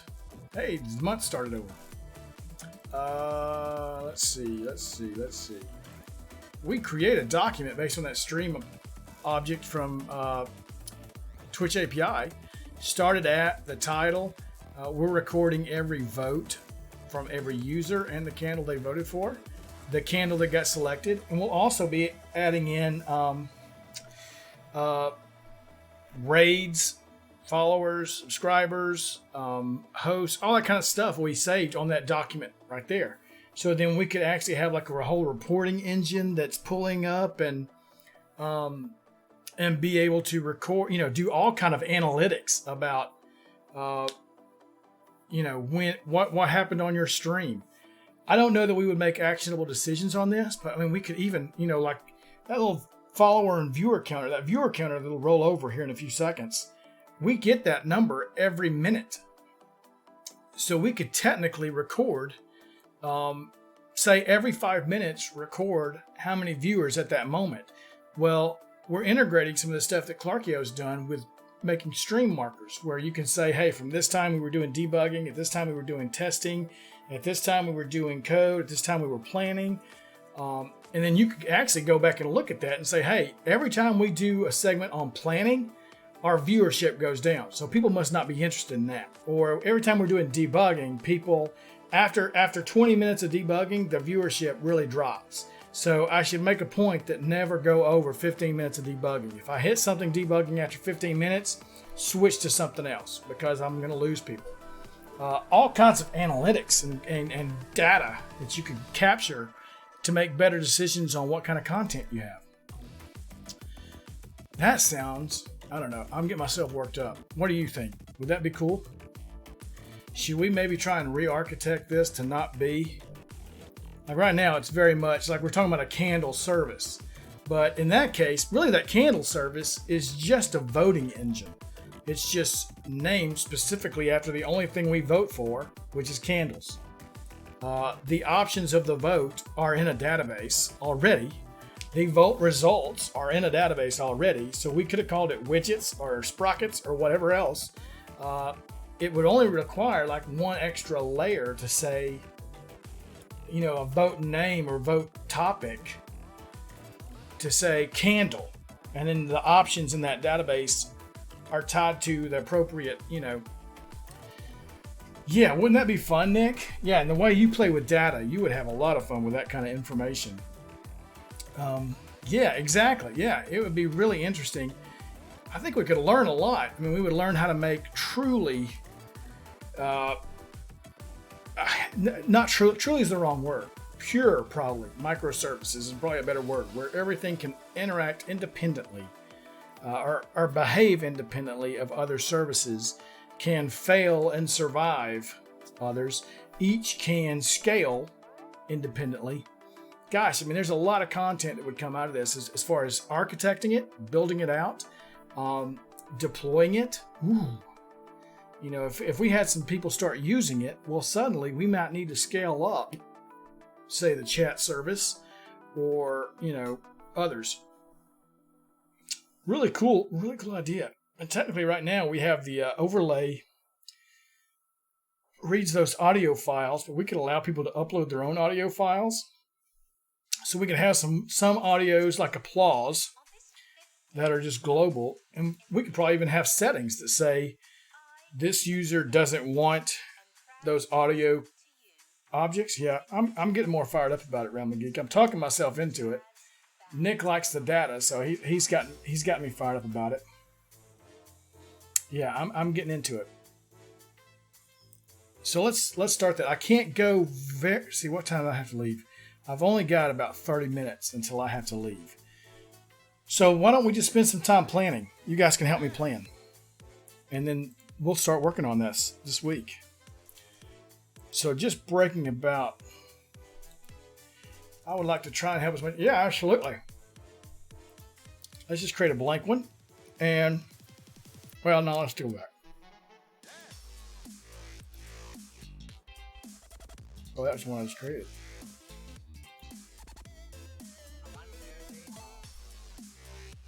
Okay. So I'm thinking we still just want to have one API service. Right? The API service, just to remind you, only serves as a gateway between anything else in the system and Twitch's API. So if the Twitch API is down, our API service would be down. But everything else should work without the API service. Let's do this. Let's try to make it really... all those are separate? All those letters are separate. Well, that makes sense because they're not really letters. They're just lines. So let's do this. I wish you could type in one. Can you just type? Random Geek, have you ever figured that out? How to add... Oh, there we go. Sick. What the heck? Can you make my font size bigger? That's better.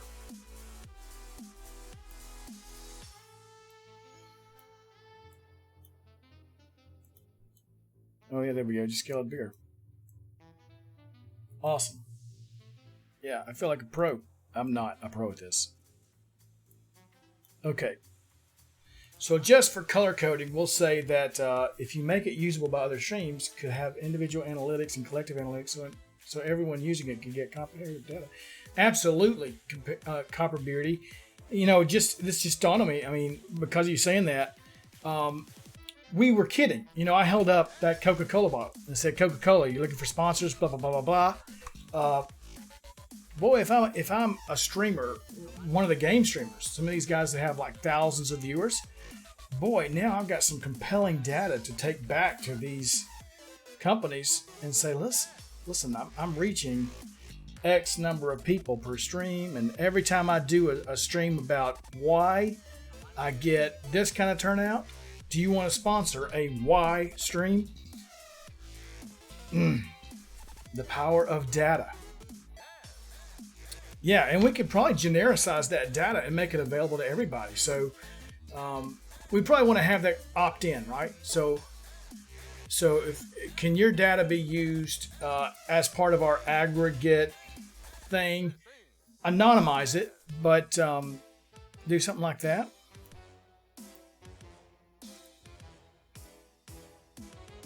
Yeah, and when I mention your product, X happens. Yeah. Yeah. Let's see. Let's draw.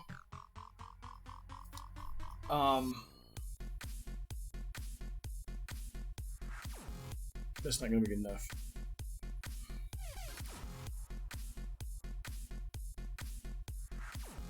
Thank you. And let's just copy and paste this.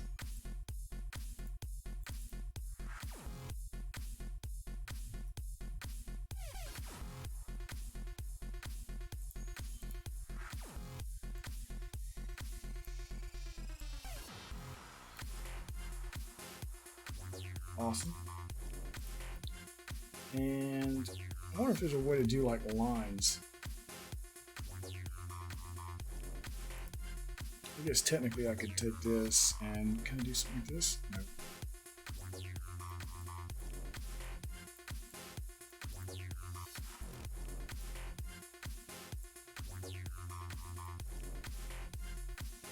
I don't have multi-gesture on this side.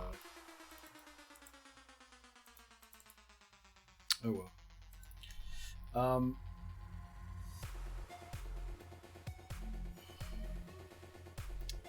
Let's say between these. That's reliant on that, right?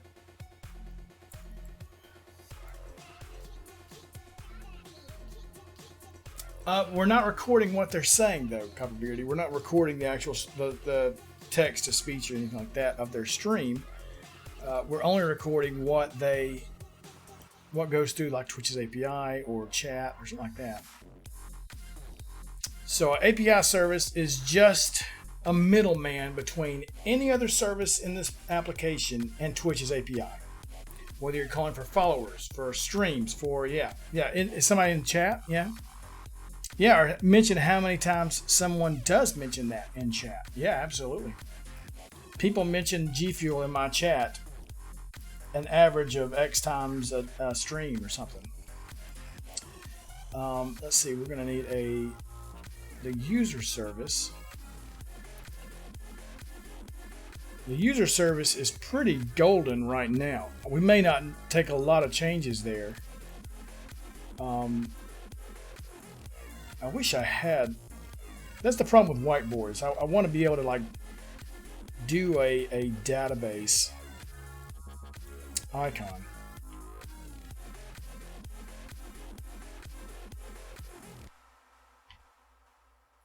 Actually, let's just do something like this. Let's do if CarePat was here now, she would want to draw bunny ears on your head. Let me tell you, my head is hot, Random Geek.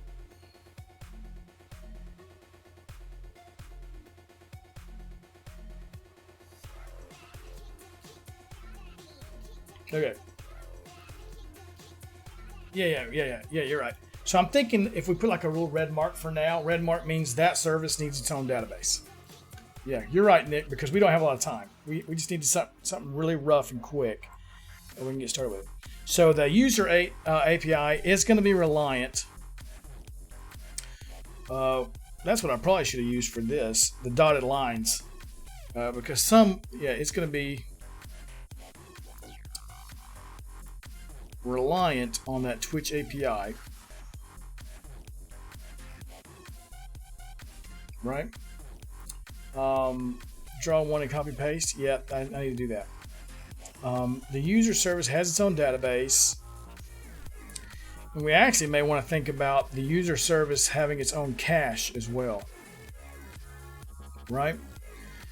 Right now, the user service has its own cache. Again, this is only used on my stream, right?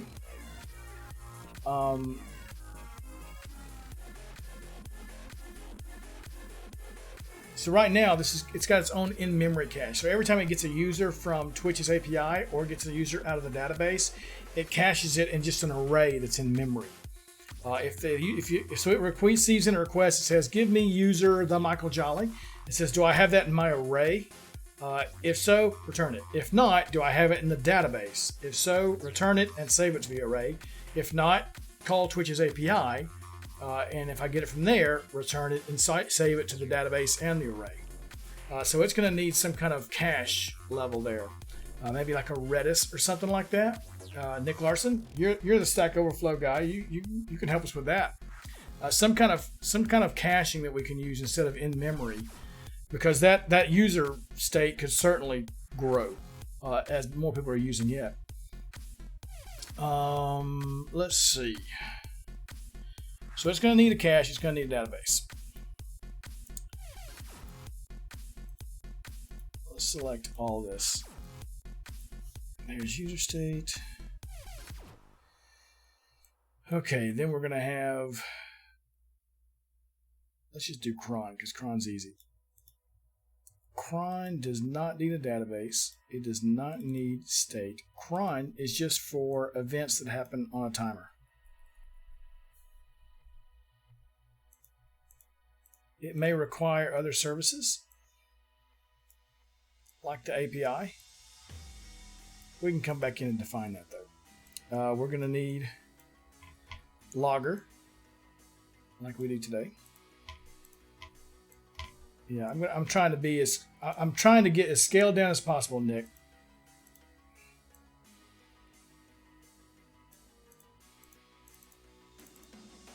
Need logger.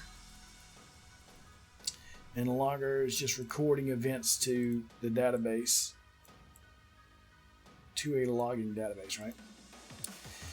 Get rid of cron, get rid of all that. Okay, we're not going to need a candle service. We're going to need like a voting engine service, kind of, right? Yeah, Surface Hub would be awesome.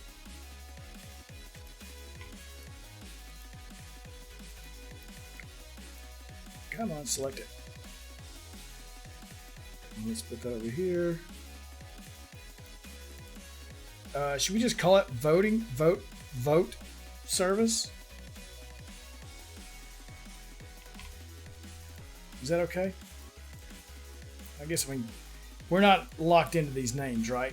But you know what that means. Like right now, we're only using it for candle, but eventually it could be any of these. We're gonna need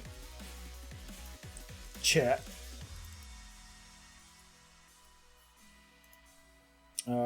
Man, I keep thinking I'm grabbing both of these, and I'm not for some reason.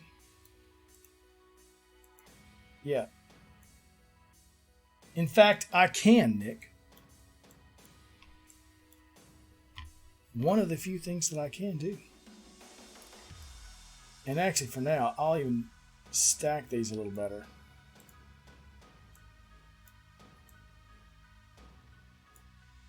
We're going to need the hub. And that's going to be that's really one of the most important parts of this whole thing is the hub. Things can work separately, but that's going to be one of the first things that has to scale, I'm sure. Because like chat can work without the hub and respond to messages in chat. But if you want those messages to show up in your overlays, that hub's going to have to be there to send them out. Okay. but that's what it is. I've got to actually select that manually if I want it to show up there. Let me go with that. I want top text overlay, like a boss overlay.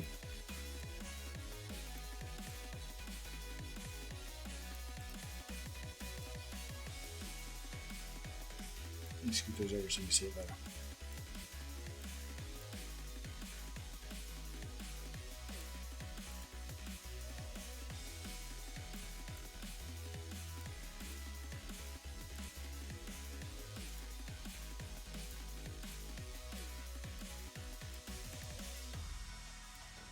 Let's get rid of all this extra stuff for now. We'll come back to that. Right? Let's think. What else is there? I mean, there's a logger, there's cron. What else is like stream elements and those offer? I mean, we can always add to this. That's one of the best things, Rambling Geek, about microservices that are independent like that, is if I decide to add something onto it, nothing else is really affected, right? Like if I add in another service that also reacts to hub events or whatever, I can implement that and install it and deploy it, right? And if it's something that is firing off things that maybe our overlay service needs, our overlay service can work without ever knowing about it. And then when we get ready for the overlay service to implement that functionality, we know that, hey, those events are already being emitted. All we have to do on the overlay service is start listening to them and do whatever we want. Isn't that sick? That's awesome. Let's see. Can I log in here? I don't even remember what. I think I've got an account. I think I use Streamlabs or Stream Elements for the overlays right now. Skip. I don't want to. Oh yeah. Apparently I've not used this in forever because it's like want me to know. Let's see. What can I do on here without CloudBot? Okay, it looks like CloudBot is just their chatbot, right? And they've got like emote protection, just different settings on how to mod quotes, loyalty, store polls, betting, giveaway, user management, timers. Okay, so all those kind of, I guess would cron handle the timers, I guess? Yeah. There are already going to be some built-in timers to cron, but we can add in user specific cron jobs, quotes, all that stuff is kind of built into chat right now. Everything in here is pretty much built into chat already. Merch is being able to buy merch. We don't have to worry about that. My website. Let's see, we can do that ourselves. Ninja Coder, thank you for the cheer. Welcome. If you've been lurking around, I haven't seen you. I haven't seen you in a while. If you've been missing Ninja Coder, welcome back. Good to see you. Betting and giveaways should be their own microservice. That's right. Yes, I agree. And that's one we can add later. Now, see, this is going to fit perfectly.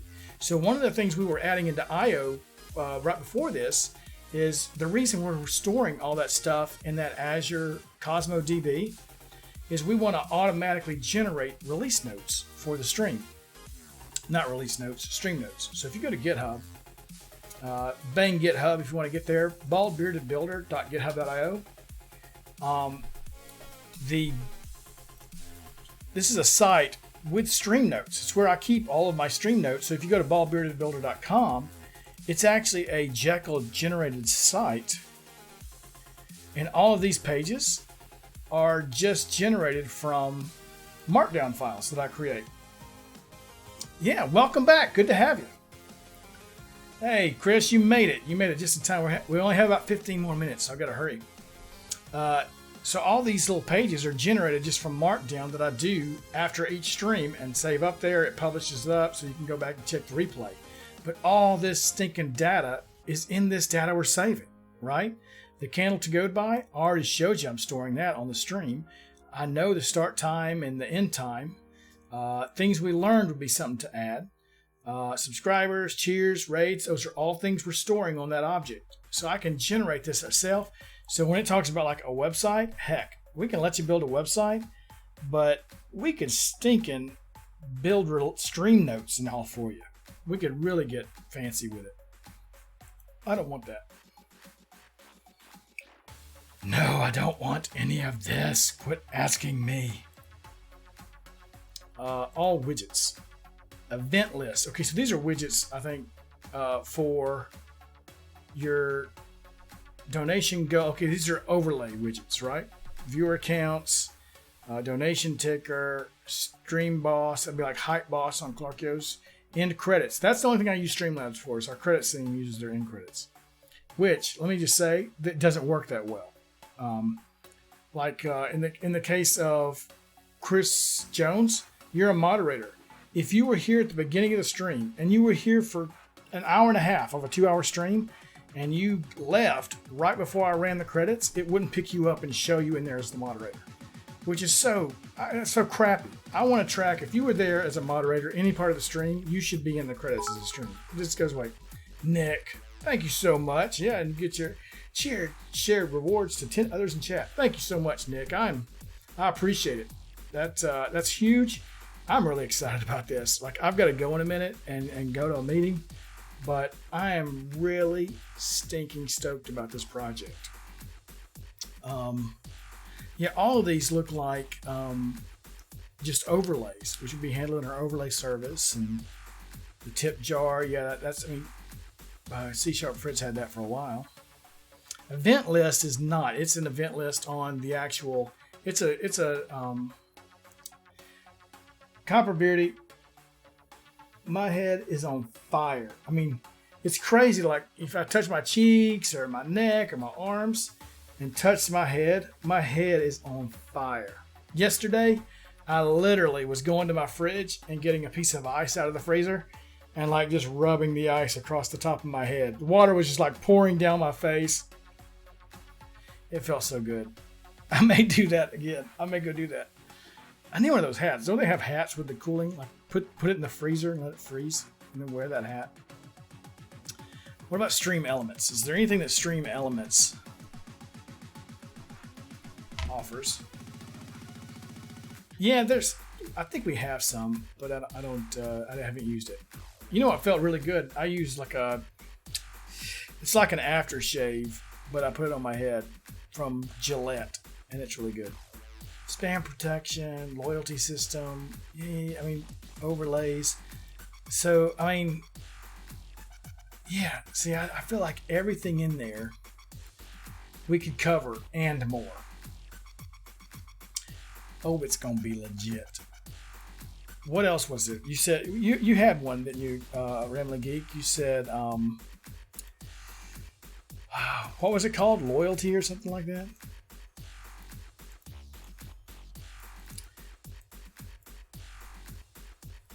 Aloe vera gel. Yeah. There was stuff we got one time at the beach. It was great. Scope it to something you can ship next week. Yeah, just do like basic, yeah. Are you trying to be agile on me, Nick? Don't you try to be agile on me. I'm going chasing waterfalls. Let's see. What do we say? Do we say loyalty? Is that the right word? Loyalty? I'm thinking of like the point systems, like, Robert Table's heckin' ships and all that stuff. Is loyalty the right word? Yeah. No, I agree, Nick. I want to get like one thing out and deploy it, and then let the bot let us on this stream be using that, and then rewards.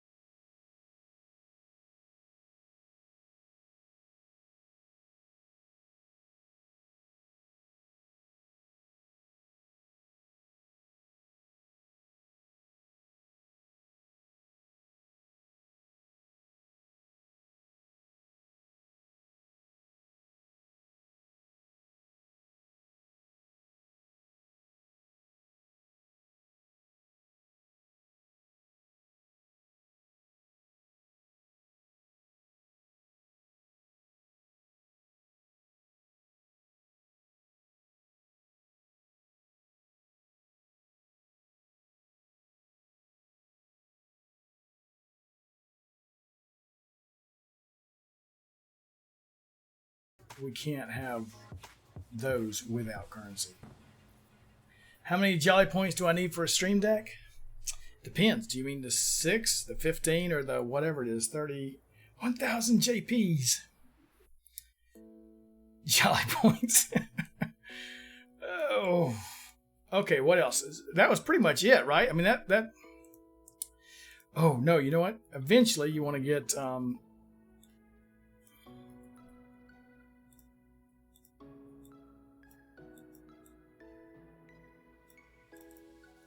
something like what's the word? Like a website, right? I don't know another way to say that. Website. Website. Like let people automatically generate their website.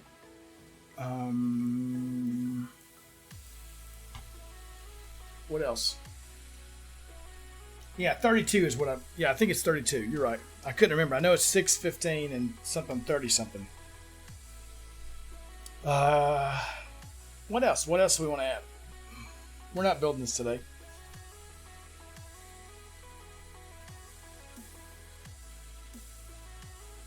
Oh, it is a lot. Yeah.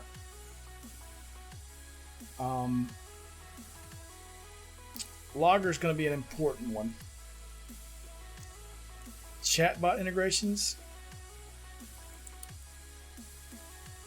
So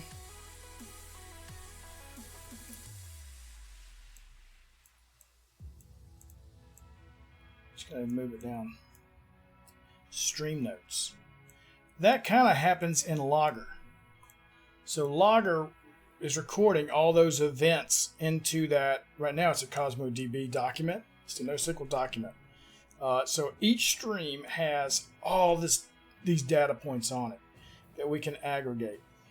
Hold on, let's sneeze.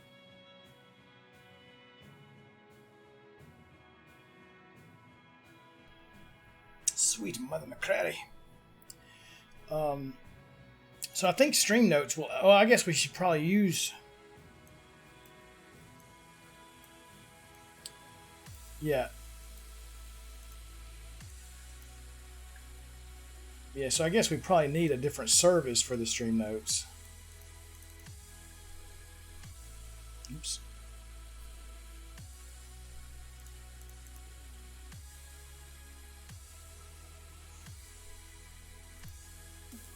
That will take that data, right?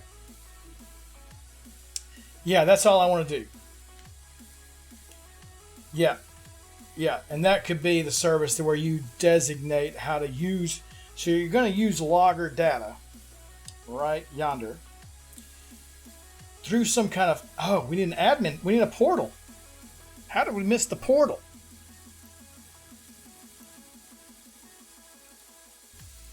You can't set any settings without some kind of user portal, right?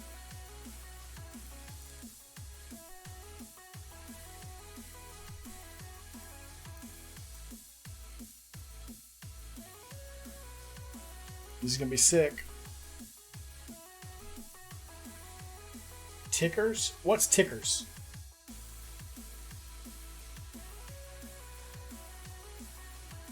What are tickers?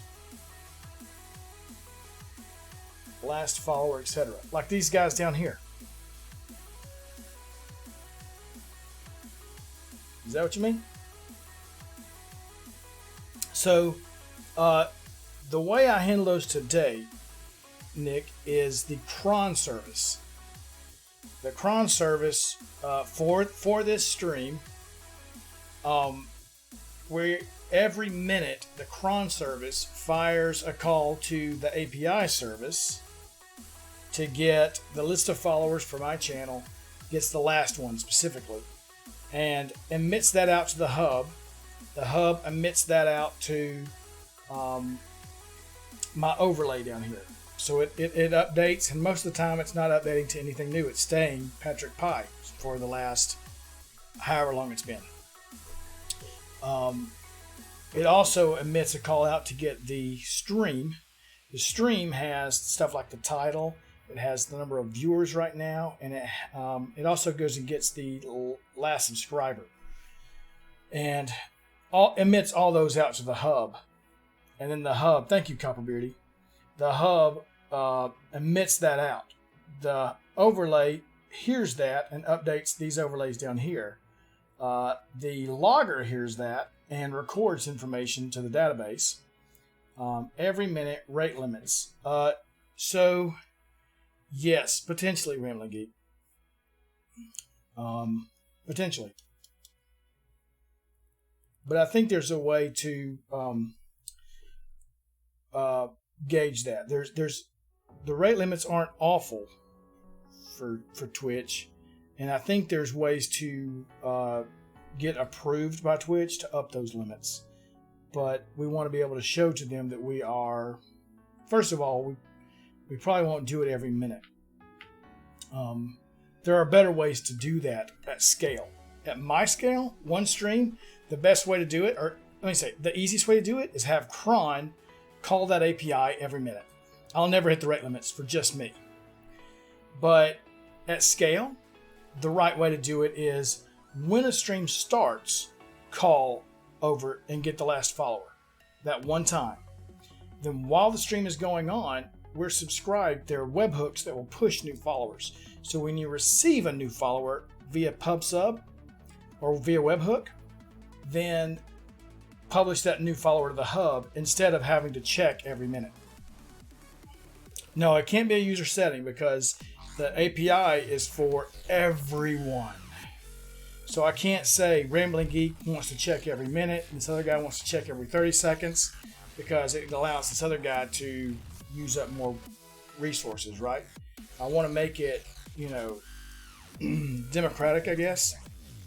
We all go down together. So, yeah, it's a constant of how we check for those things.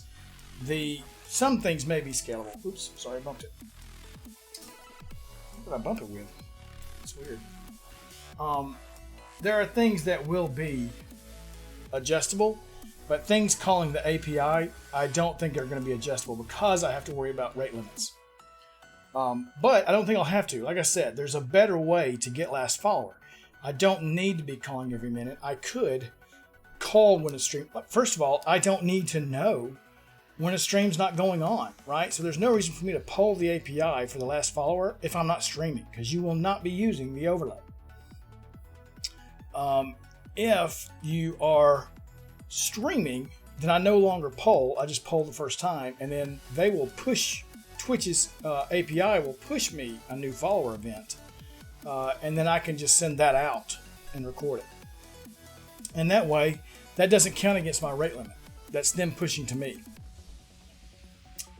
Oh, let's see. Is there something else? A portal to be able to change those settings. Chat. Nick wanted to get into chat.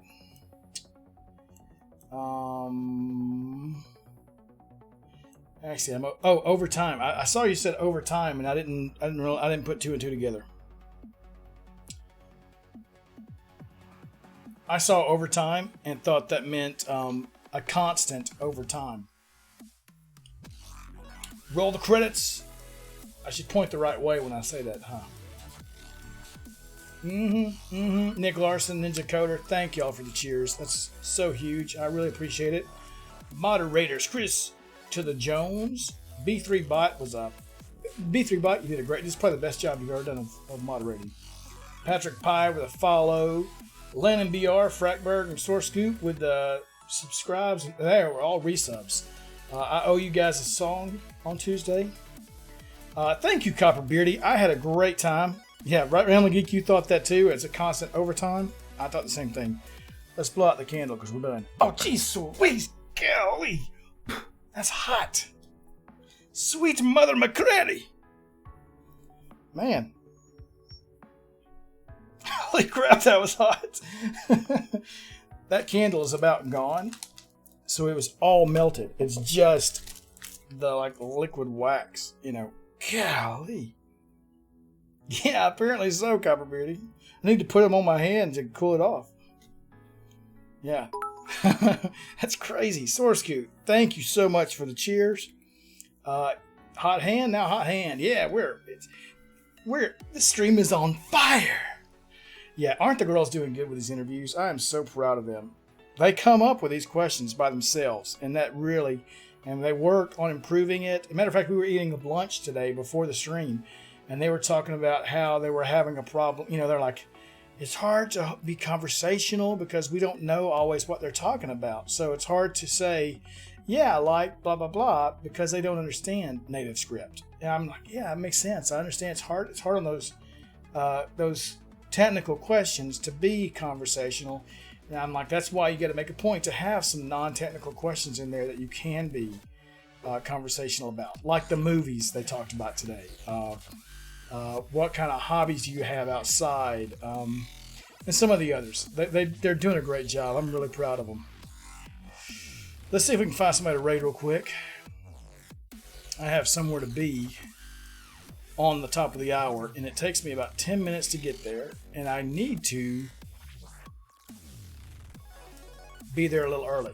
So I'm going to be really close. So I saw lucky number 11, Laboratory 424. They are SourceCube. I appreciate you saying that. I think so too. They're getting better every time. You know what? I didn't say anything in chat. I was really kind of proud. We had a special guest. My mother actually was in the channel. She didn't chat at all, but I noticed her username pop up in there. I thought that was kind of cool that my mom. You know what? My mom has never joined a stream to watch. You let the granddaughters get on here, and she is in on that. Let's see. Sushi Day is doing some food. If you don't know, Sushi Day is actually a member of our live coders team as Sushi Codes, but she also does a food stream that is really funny. What do you guys want to go raid? The only coding I really see is lucky number 11 and Laboratory 424. Yeah, I used to be the most important in her eyes, SourceCube. And then I got married, and I was still pretty much the most important. Then my wife got pregnant, and then my wife became the most important. Then we had a kid, and I've been relegated to third place ever since. Anybody got a preference? Lucky number 11, Laboratory 424. Is there another one out there? I don't know. Oh no, man. Okay. Well, nobody's got a preference. You know what? I think I rated Laboratory 424 the last time. Yeah, that's exactly right, Core Bob. That's the way it goes. My mom lets my kids get away with stuff that she never let me get away with. Oh, really, Core Bob? That's really funny. Let's see. I did Laboratory 424, I think, last Sunday.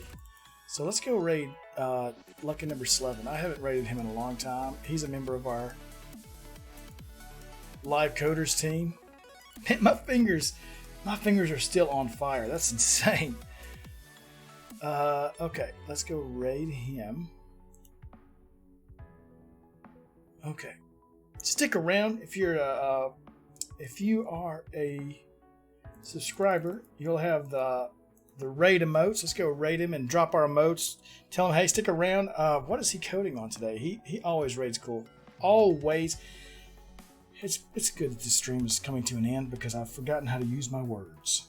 Oh my. Thanks everybody for sticking around. I really appreciate it. Y'all have a great Sunday and a great week. I'll see you all on Tuesday, and I'll probably see you in other streams before then. Thank you all again.